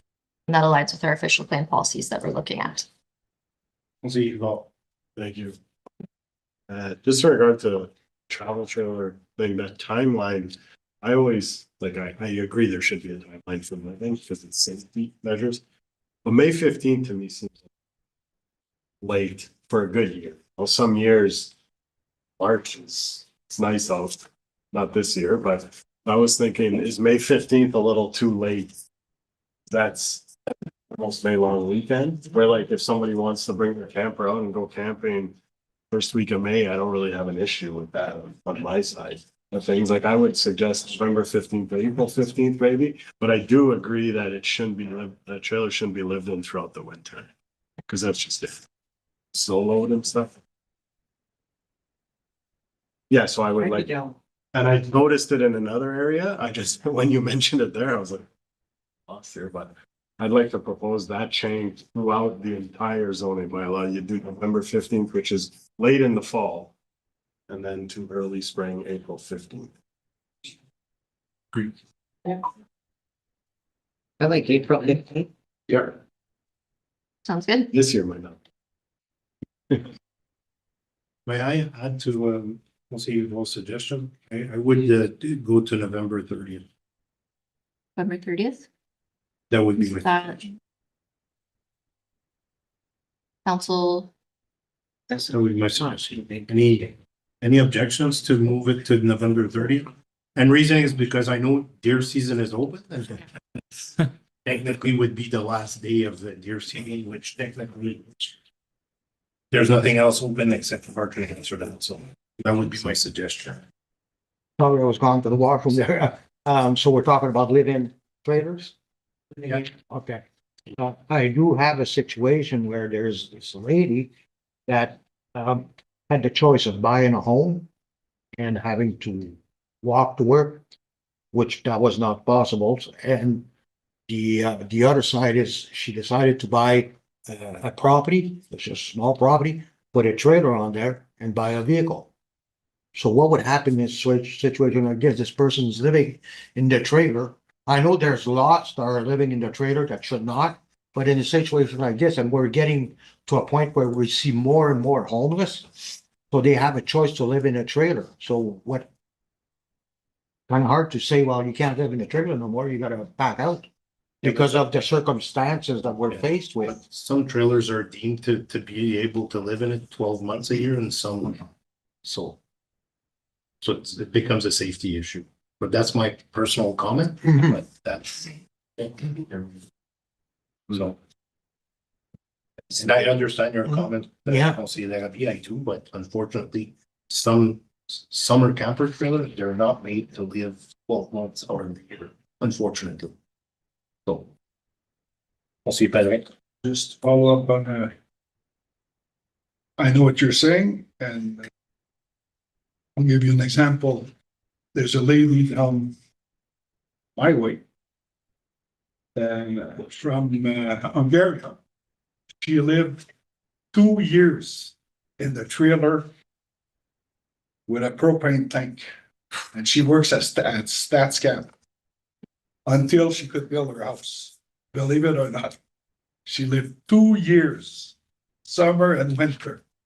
I went to visit her a few times and I couldn't believe it. But if you're stuck, I don't know, in that case, it could be an exception made or something like that, but it is doable. On the road going to field, which means. This lady, that's what she's faced with. There has no home. Can we just stick to the items? I understand their stories, seems are success stories, but unfortunately, we're Councilor Nickel. Thank you, Sue. I'm just clarifying, the recognized trailer parks, this is not similar to them, so if they advertise winter camping, this won't affect them at all. Okay. okay. It's the change would be Councilor Bristol. I was just gonna say, through you, Mr. Chair, those are minor changes in the dates, and I think they make sense for the reasons for them. I'd be supportive of this motion or Yeah, recommendation has to be. Couple concerns that I have on the bylaw side of it. A is where their waste is being deposited. B is proper heating systems within these campers that are being used year round. Thank you very much. So the date would be, council in agreement, April 15th to November 30th. Other way around. Yeah, the other way around. April Because 15th. I think it's written, It's it's November 30th. written in the negative. April 15th. Everybody in agreement? Okay, that's a vote. Thank you. We said that the private road is mainly just grammar. Seasonal conversion, again, same setback, same conditions, so that's all handled by the building code, it doesn't need to be in the zoning bylaw. Sightline triangles, we're adding for clarity. Special setback requirements, we've kind of replaced later on, so we're good there. Just clarifying, when you got a shoreline road allowance, even if your property technically doesn't abut the water, but you abut the crown that abuts the water. Still counting you as having waterfront for the purposes of setback. Some permitted uses. Conseiller Guibal. Right through you. Yeah, I just noticed under the special setback requirements, water courses 4.22.4. In my opinion, it should just say setback a minimum of 18 meters from any water course. You shouldn't be getting into navigable or non-navigable. Water course, the setback should be that 18 meters. I work with a lot of municipal setbacks. I've never seen this. It's usually just very cut and dry, 18 meters from a water course. How do you define water course? It's not a wetland, pretty much anything but a wetland. Yeah, but it's A just. ditch? Oh, I mean, honest to God, like honestly, So you can like, exclude that ditch, but a ditch technically you can still. Will go into the water course. Swamp? Yeah, but that's typically how it's written.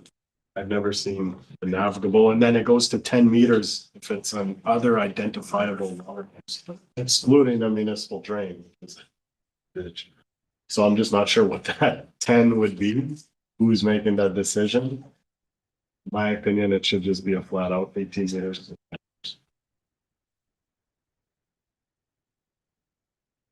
Question or comment on Conseiller Guibal's setback? Ms. Willa, anything to add or? Yeah, just for an example, that 10 meter from an other identifier, think of Liberty Creek, be an example, in some portions. It's really to recognize that we do probably need a bit of an additional buffer with some of these, but it's not full on water course, so that impact is scoped. Again, you also do have some of these kind of smaller water courses that you are going to see more in rural residential areas that may really preclude the development of those lots. I don't know if Madam Clerk has had any experience in the past with any concerns with this provision, or? No, it's never come up. Navigable water courses are your courses that you can take a boat and go somewhere. Your non-navigables are your duck pond in your backyard and your creek that's dry in the summer kind of thing. We've never had it. It's never come up. Conseiller Guibal. Yeah, I understand it's never come up. I'm wondering if they never really was looked at very closely, and if somebody were to challenge it. Like a Liberty Creek is a water course. A creek is a water course. A brook is a water course. So it's a little scary when you start getting into that. And Liberty Creek does go into the Bev, which I know on my side of things enforcing, I wouldn't even entertain this 10 meter. Would be because it's 15 meters in the building code, but then the municipality has the 18 meters. So I just, based on experience from, I think it's 28 municipalities, where I look at I've never seen a navigable or non-navigable. It's always just a setback to a water course, and typically it's 20 or 30 meters. So to drop it down to 10 is. Yeah, if I may, Yeah. if Ryan, our consultant, is still online, I know that he deals with a lot of different municipalities, especially those with a lot of water. So can probably provide some guidance there. Thank you. Through you, Mr. Chair. Yeah, I would agree that both, I would say, in my experience, but I would agree with the fact that most times it's at least 20 meters and navigable waterways are usually 30.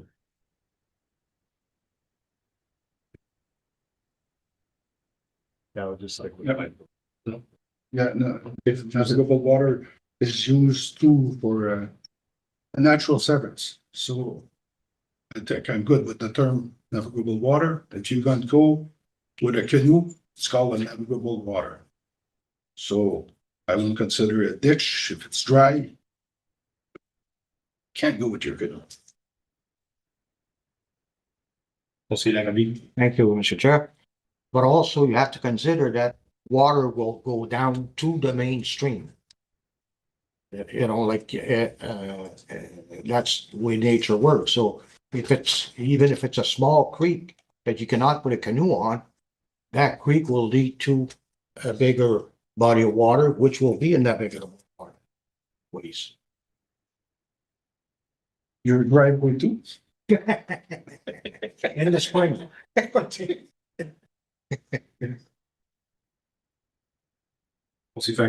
you, Mr. Chair. I would agree with Mr. Ivar. I think we should do water course.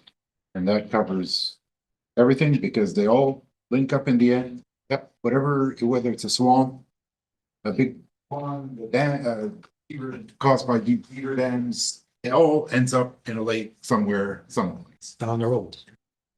Okay, so can I see May I just add one thing? Sure, Madam Mayor. If we're going to do that, I believe that water course should be added to, and I just checked, it's not in there, into the definitions section with a clear definition of what is to be considered a water course and how that's determined. Is it a municipal ditch? Is it what's that? You want to know what it is?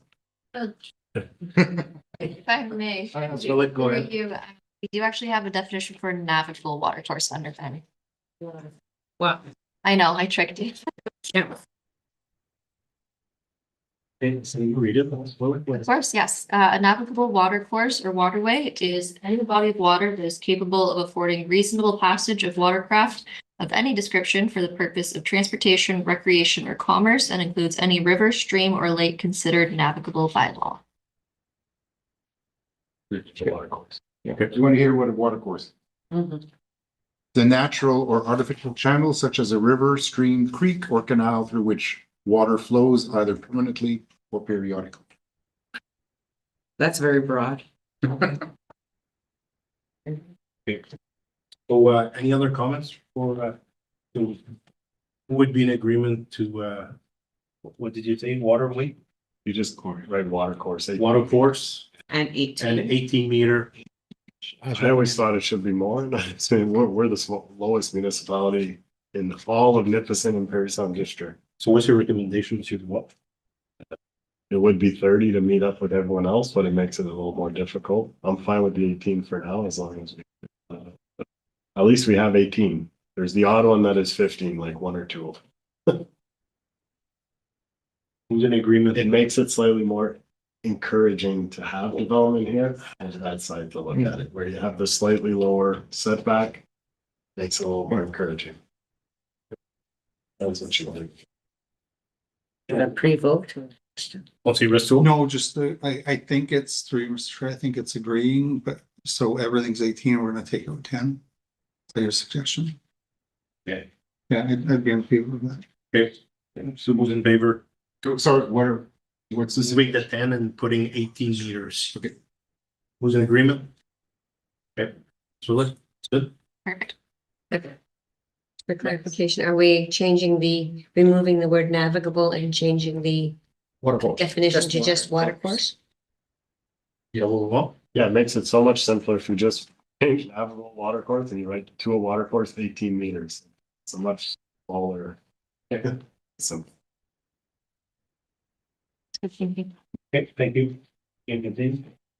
I don't believe we have anything else to discuss with the special setbacks.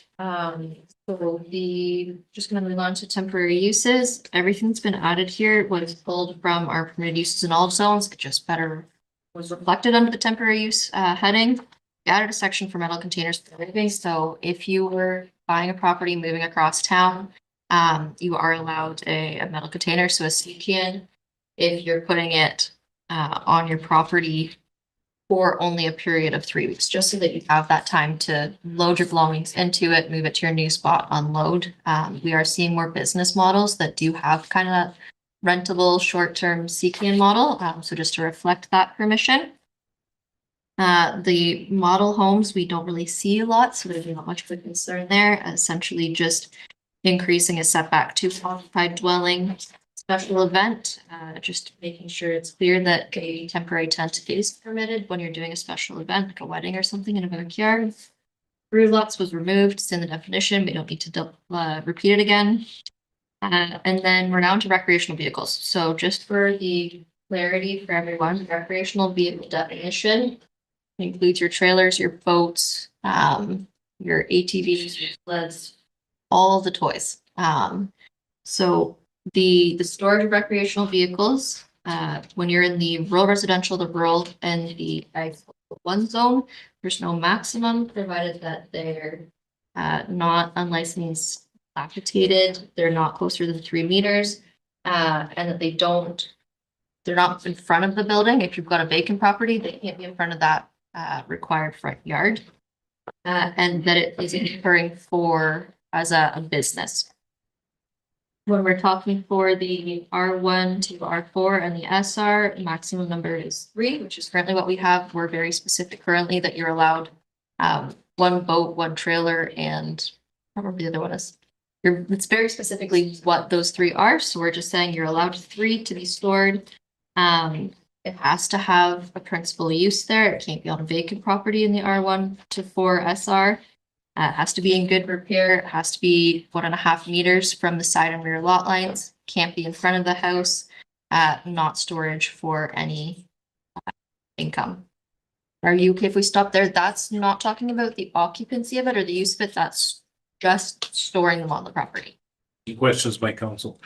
None. And that doesn't include anything that you have in a garage. So if it's in a garage and it's you can't be seen, it's not out in the open, these limits are only applicable to open storage, so outside of a building.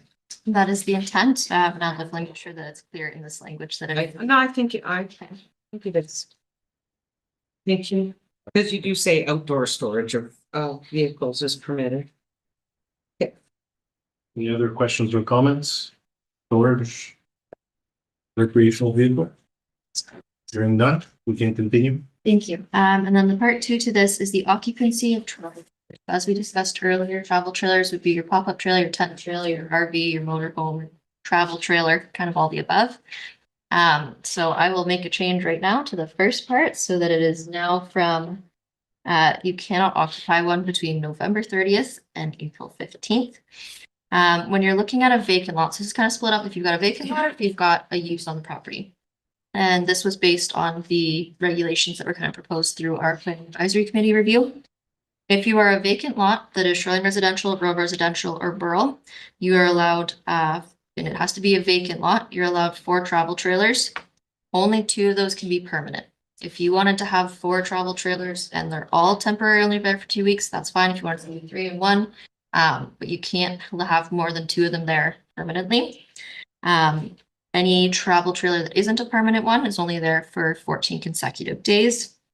Trailers need to meet the setback requirements of a principal use. So what the setback requirements would be for a dwelling on the property.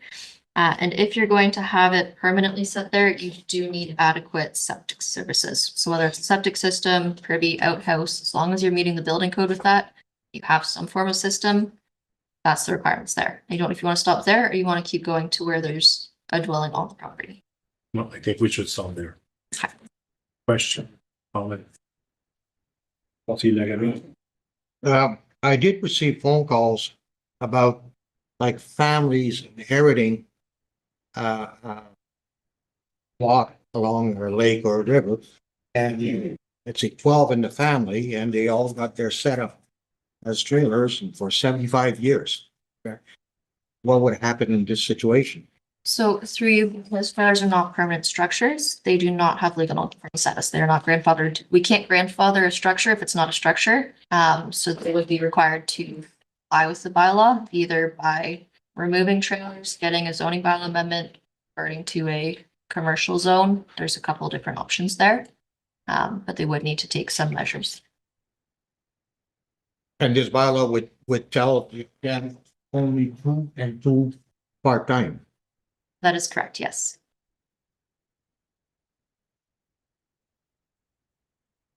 Or, sorry, just. Or to- you can rezone to Yes, or you can. Yes. Commercial and technically register as a trailer park.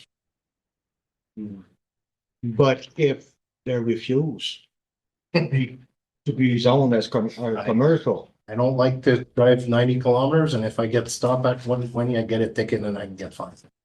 So. You have regulations put in place, you need to follow them or.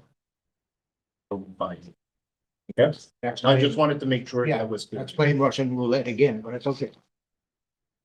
Thank you, Mr. Chair.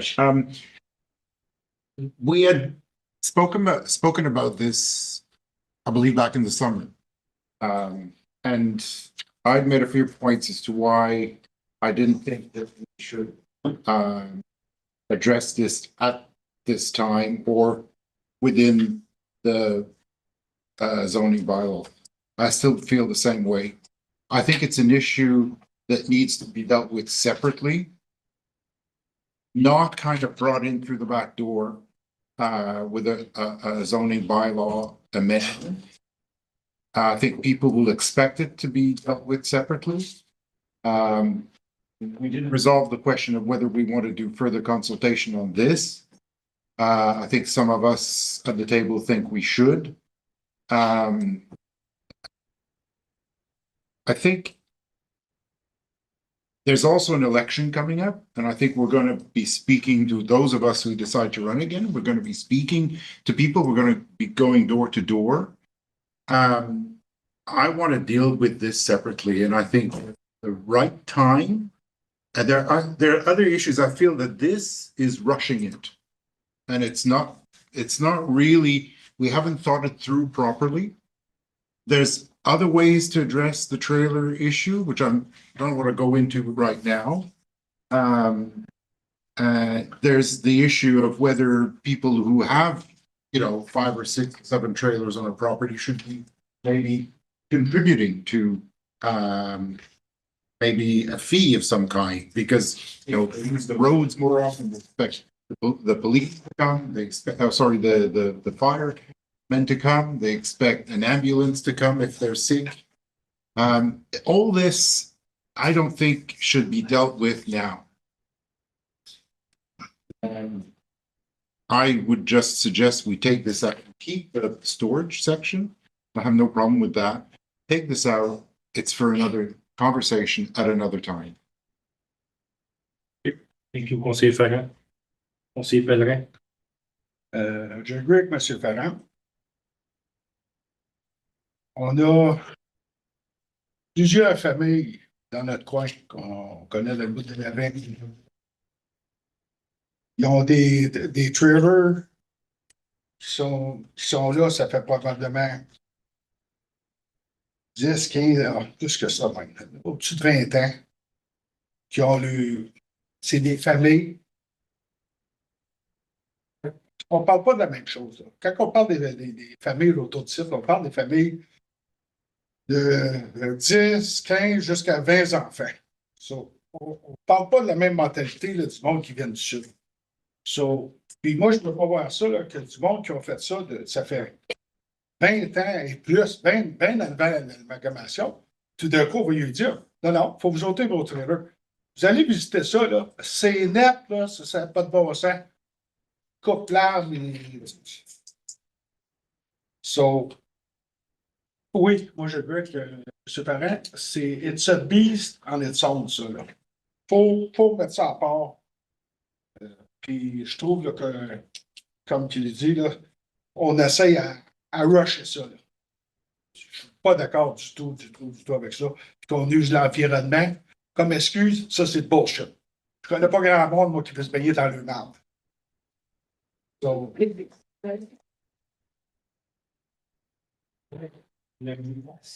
Thank you, Mr. Chair.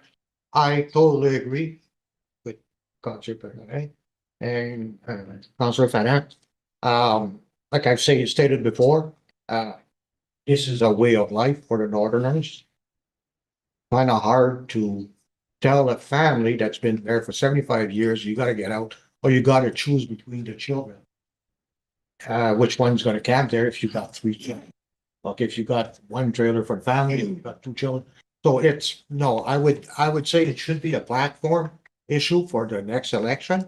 And that way, because since the first time we spoke about this, we said that we would, the council said that we should have a consultation with the public. I'm the only one that had consultation with the public. All the rest are new to it. So I would recommend that you do speak to the constituents, have our public meeting in every community that was decided at the first meeting we had, and we discussed it twice, and now this is the 3rd time. So if no public consultation will be had, at least put it on the platform for your next election, so you get a chance to speak with your resident on this. Thank you. Thank you. I'll see you, Bristol. And through you, Mr. Chair,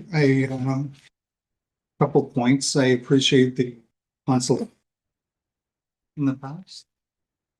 They happened in the municipality, they happened within all the wards. We weren't necessarily sitting in these seats, but there was an opportunity for individuals to share their concerns, to share their histories, share their family background, all that type stuff.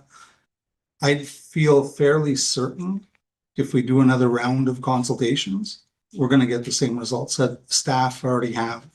I don't think much is gonna change. It's just kicking the can down in a couple more months or a year. So we have that information, we have that data, we have the responses from constituents already. I hear your points. Those same families are gonna come out, they're gonna share their points again. Put it into another document that's gonna be the same thing. So in terms of more consultation, there's nothing new here. It's just gonna have more discussions about the same thing. Results. I just want to clarify what's proposed here, what options are available through our staff. There are options, and I don't like when I hear that if this comes into place, we're going to be kicking people out or stopping. No, they have options. They can do something a different way. They move into a different way through commercial or whatnot, whatever the zoning is. They can still do what they're doing, right? Nobody here is saying that they can't. No one's saying that the people who have 8 or 10 trailers or whatever it is can't do it anymore. They just have to do it a different way. So in terms of public and hearing, this decision doesn't mean, excuse me, that all that stops. It means that it can continue just a little bit different way through set. And I might be wrong with the numbers. Don't quote me on 10 or 12 trailers. But there's options there. This isn't all or nothing and it all stops if we pass this. There's other ways to do business here for this. And in terms of kicking it to next year, we've had different issues. My opinion is we should be moving forward. There's a whole bunch of other things that we could have said, we'll leave it to the next council. We're elected members here. It's our job to make decisions. And going back to my first point, if we take 6 months to do community consultations, there won't be anything new that comes out. We're going to get the same information that we already have, that our staff used to develop this draft document here. So I don't see what the purpose is to kick it down the line. We have decision-making ability. We have the reports, we have the information. There's no reason why we can't move. My thoughts. Thank you, Councilor Bristol. Councilor Nickel. Thank you, Mr. Chair, through you. I appreciate what you're saying, Councilor Rstool, and I appreciate what everybody else has said so far. But for me personally, I would like to see public consultations because they happened back in 2018. A lot has changed since then. There's been a lot of new people that have moved here, a lot of different opinions. And I know we've been given the staff reports, but I would like to hear it firsthand and just hear what everybody has to say. And I just think it would be important to the residents to give them that opportunity to voice those concerns. And in the meantime, I think we do have the tools to enforce existing bylaws we have. For example, there's the noise bylaw, excessive speeding, dogs at large, illegal dumping. And I think in the meantime, perhaps we can utilize those bylaws until we come up with something after a public consultation. That's my opinion. Thank you. Thank you.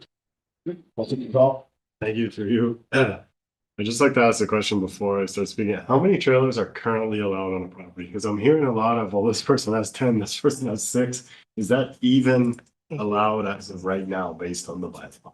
Madam Clerk? Just like that. Through Mr. Chair, there is, the current bylaw is silent on trailers, On numbers. on numbers, on location, on anything. Thank you. So I would just like to add as well, like, I completely agree with Councilor Ressos. They do have, people do have options. I understand that this is the type of thing to look at to get reelected. Let's delay, like it's been going on for 8 years and there'll never be a decision made. We are elected to make decisions at one point. Is it these numbers?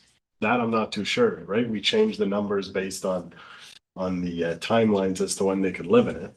It is also our duty to do proper consultation. I completely agree with that. But I do understand that there has been a very diligent consultation done in the past. It may be a little bit old, but it is true with the problem of trailers has not changed since then. It's gotten worse.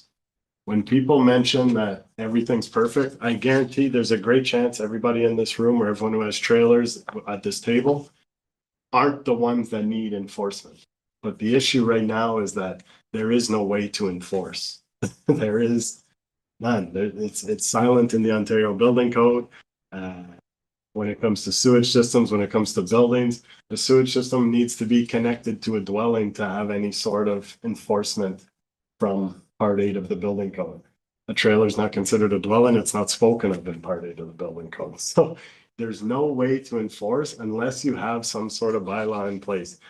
I'll bring it back to the other one about water courses. We are one of the only municipalities now that have absolutely nothing when it comes to trailers. I do agree, maybe the 2 permanent, 2 non-permanent, maybe we can shift those numbers around, but we do need some sort of base to help our bylaw enforcer, the MECP, the North Bay Mattawa Conservation Authority, what have you, to help help us with the trouble properties. I'm not saying it's anyone here in this room, but there are some cases, I can't dive into it very much more, but there are definitely some cases require immediate attention and immediate enforcement. And there's not much you can, because there's no, what's it called? No skin in the game, no backbone, I guess, where you can actually enforce. So that's just my comments, but I'm more than willing to listen to, are there numbers that we have to change to make this maybe not so restrictive, so it's not so intense and shocking to everyone, but is there a way that we can get something in place that starts the process just so that we can help our enforcement authorities take care of those troubled properties? Yeah, I just don't think delay. I noticed that that's what happened in the past in terms of how do you fix that? So we don't run out of time there, I just want to make sure. If you want to repeat something? Nope. I'm gonna cut you off, okay? So I just want to finish. Any other comments? Yes, Madam Mayor, the National Statement. I stand with Councillor Rivard and Councillor Restool in the fact that I believe that we are elected to this position. And if we are going to be afraid to make decisions, we don't belong at the table. Like this has been around since 2018. And if the decision is to do nothing, that's fine. That's an adequate decision. But facing it with, well, let's just wait. I really don't want to tackle it now. We've been told by staff repeatedly that there are several very problematic properties. I've had interaction with property owners in a couple of different wards that are identifying areas where there are issues. And I know that, like the fact is anything that we do, and especially these hard decisions, there are people who are going to be happy with the decision. There are people who are going to be unhappy with the decision, but avoiding the responsibility of making the decision means that we aren't doing our job. I've had some thoughts. I've had some meetings with individuals who would be impacted by this. I've had some really good discussions, and I think that there are likely some some options there, whether, you know, as it's presented here is the right way to go. But I don't believe that delaying this until, I don't believe that delaying this until after the election or until next year, or putting it off on the terms of further consultation. We will have a public consultation meeting in regards to the zoning bylaw. I can guarantee you that nobody is showing up to talk about home-based businesses. Nobody is showing up to talk about all of the stuff that we talked about for the first 3.5 hours of the meeting, which is fascinating to me and Samantha and maybe our clerk and nobody else. You know, people who show up to the meeting will be there to talk specifically about these issues, and we will have the opportunity to hear from residents, likely on both sides. But I don't believe that a delay is useful to anybody. I think that we do have a responsibility to make it decisions, because that is what we were elected to do, and that's what we're paid to do. Thank you. Thank you, Madam Mayor. Merci, pareil. Ok. J'ai pas peur des élections par ma décision. Je veux juste qu'on soit capable de parler au monde un peu plus. Qu'est-ce que les autres municipalités font? Je m'en balance. Moi, je me mets des pieds du monde qui ont des trailers, puis qui attendent ça, là. OK? Puis on essaie de rusher ça, là. On use l'environnement pour ça. Ça, c'est de la bullshit, ça. Councillor Pellerin, OK, sorry. c'est I la take it deuxième back. fois OK. et je comprends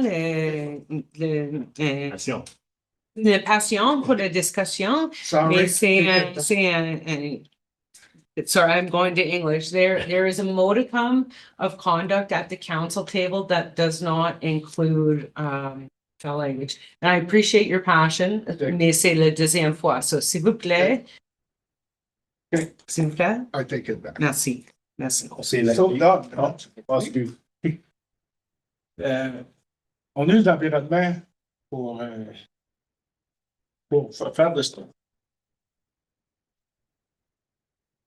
vois ce que je dis, là?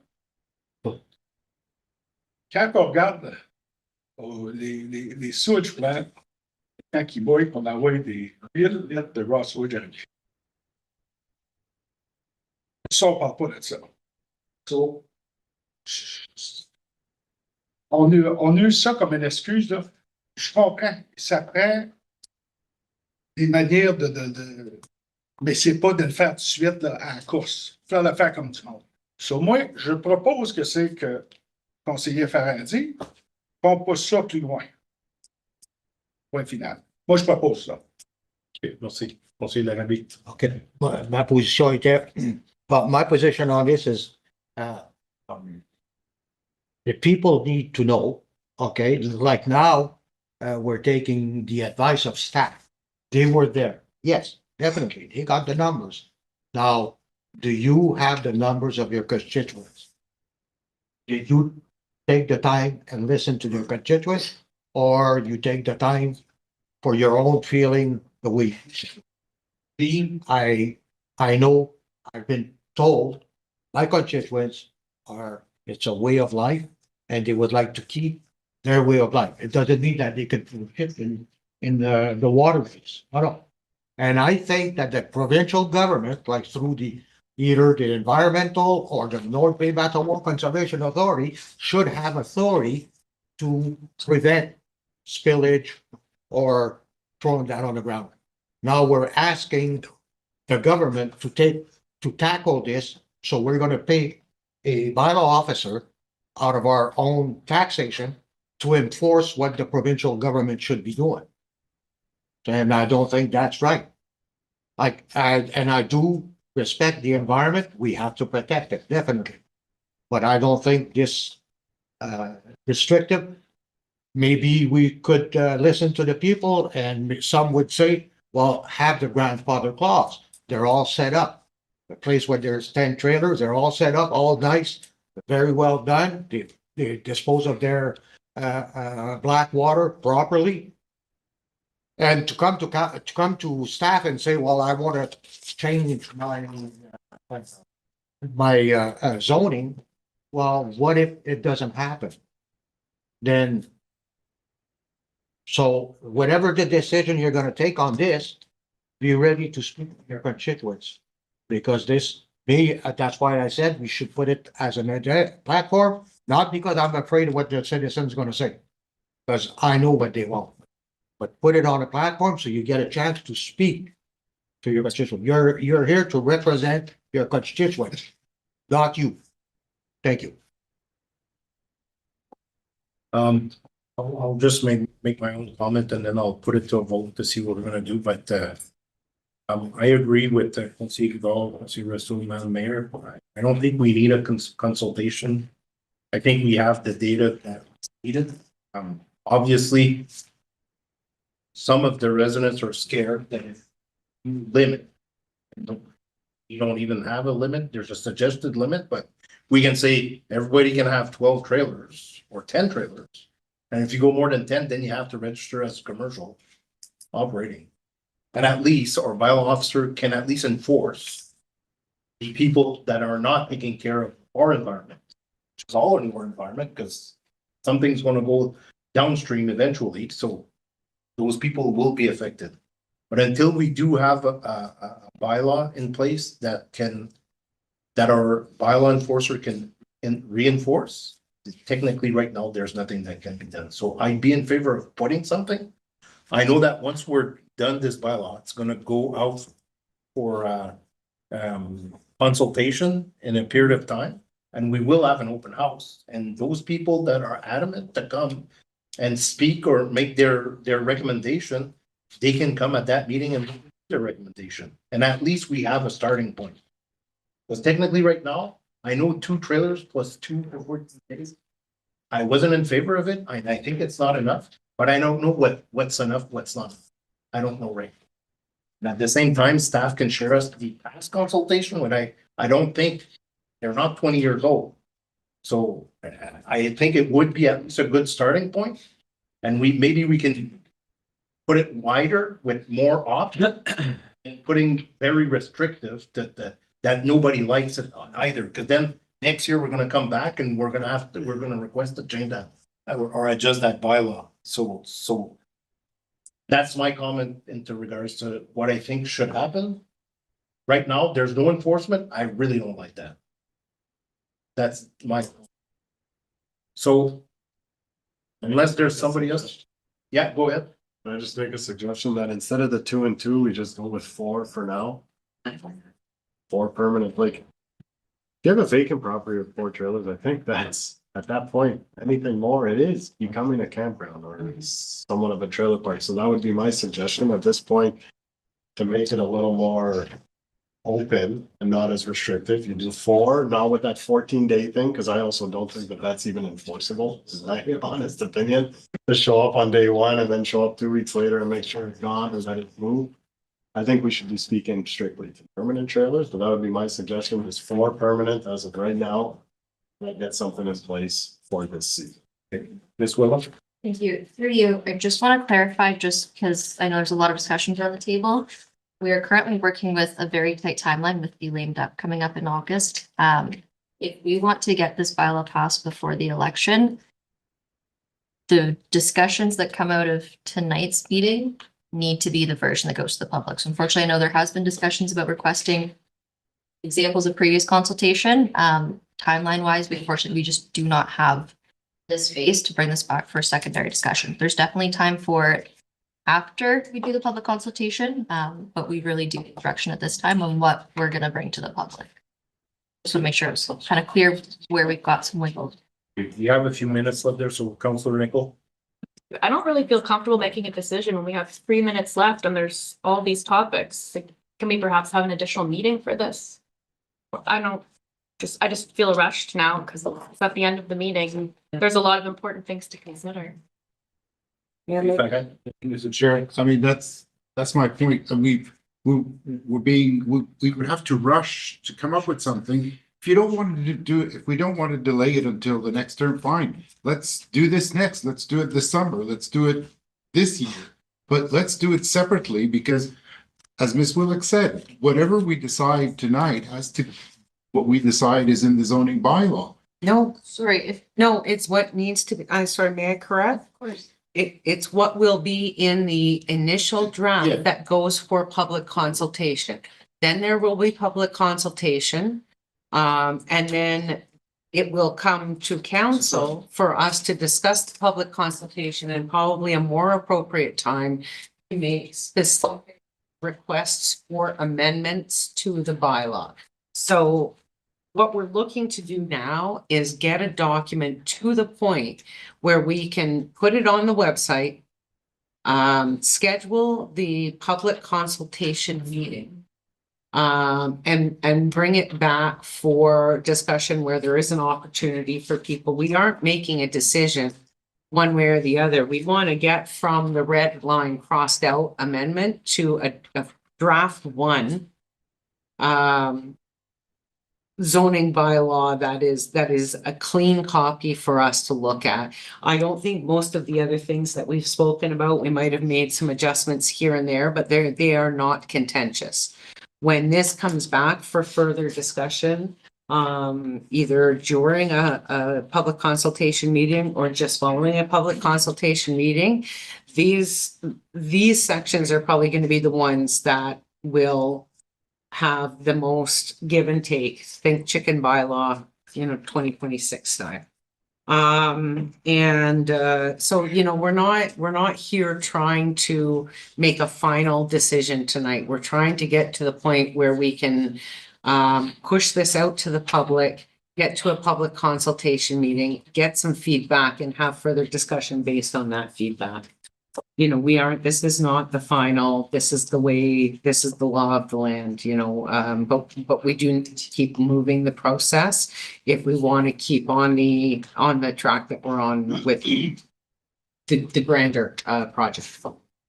Okay, last comment, I see. Shall we just vote? Because shall we just decide what we want to do as a council? No, go ahead. I'll I'll ask after. I mean, the way I see it, each modification in the draft is we're being asked, do we want to do this or not? Mhm. So we're being asked, do we want to include these trailer regulations? Yeah. So let's slice the question. So the recommendation by Councilor Hidalgo was to add the number of trailers per site. Four permanent and remove that 14-day timeline thing. The rest of it is fairly simple and make sure that they have a sewage system. 4 permanent trailers, that seems adequate. So who would be in favor of that Of that, I'm like As a just, starting point. as a starting point? Yeah.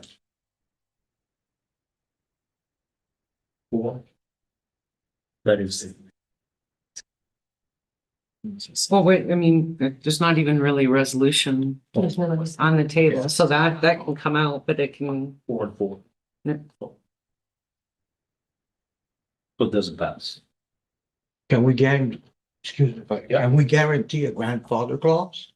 There is no grandfathering on things that aren't structures. I don't know, I'm not chairing. So I guess technically we're at the end of the meeting, so Adjourn. we have to adjourn and we'll schedule Can we put this item on our next council agenda under planning, sure. just so we can get through this and get to the next section of the process? Sorry. Just how does that work for timeframes? Through you, the tentative schedule right now is that the next council meeting you have for June 2. So I don't know.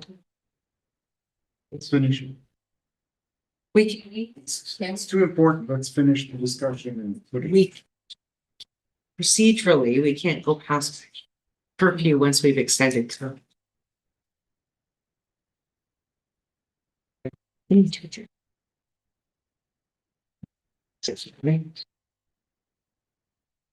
So back to you, Madam Mayor.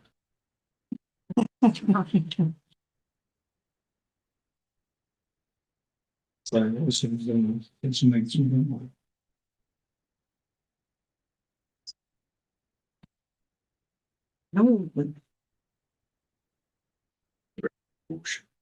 No. No. Is it's just, there are no resolutions for this particular item on the agenda to get us to a.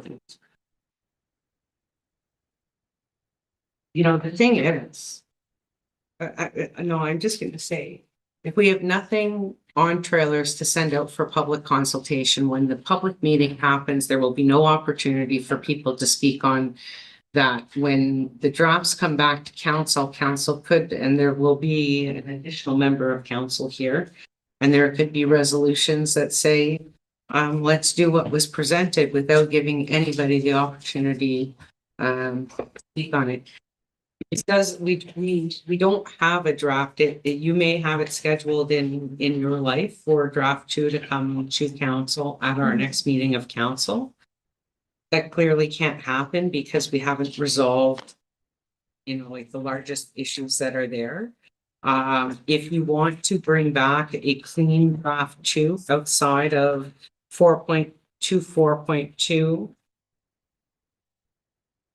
And that it's really just 4.2, 4.2, correct?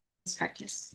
And we can have a more fulsome discussion where we're not limited by time at our next meeting, and hopefully make some decisions in committee and perhaps have a resolution that is available to us at the end of that meeting to, pass whatever is amended.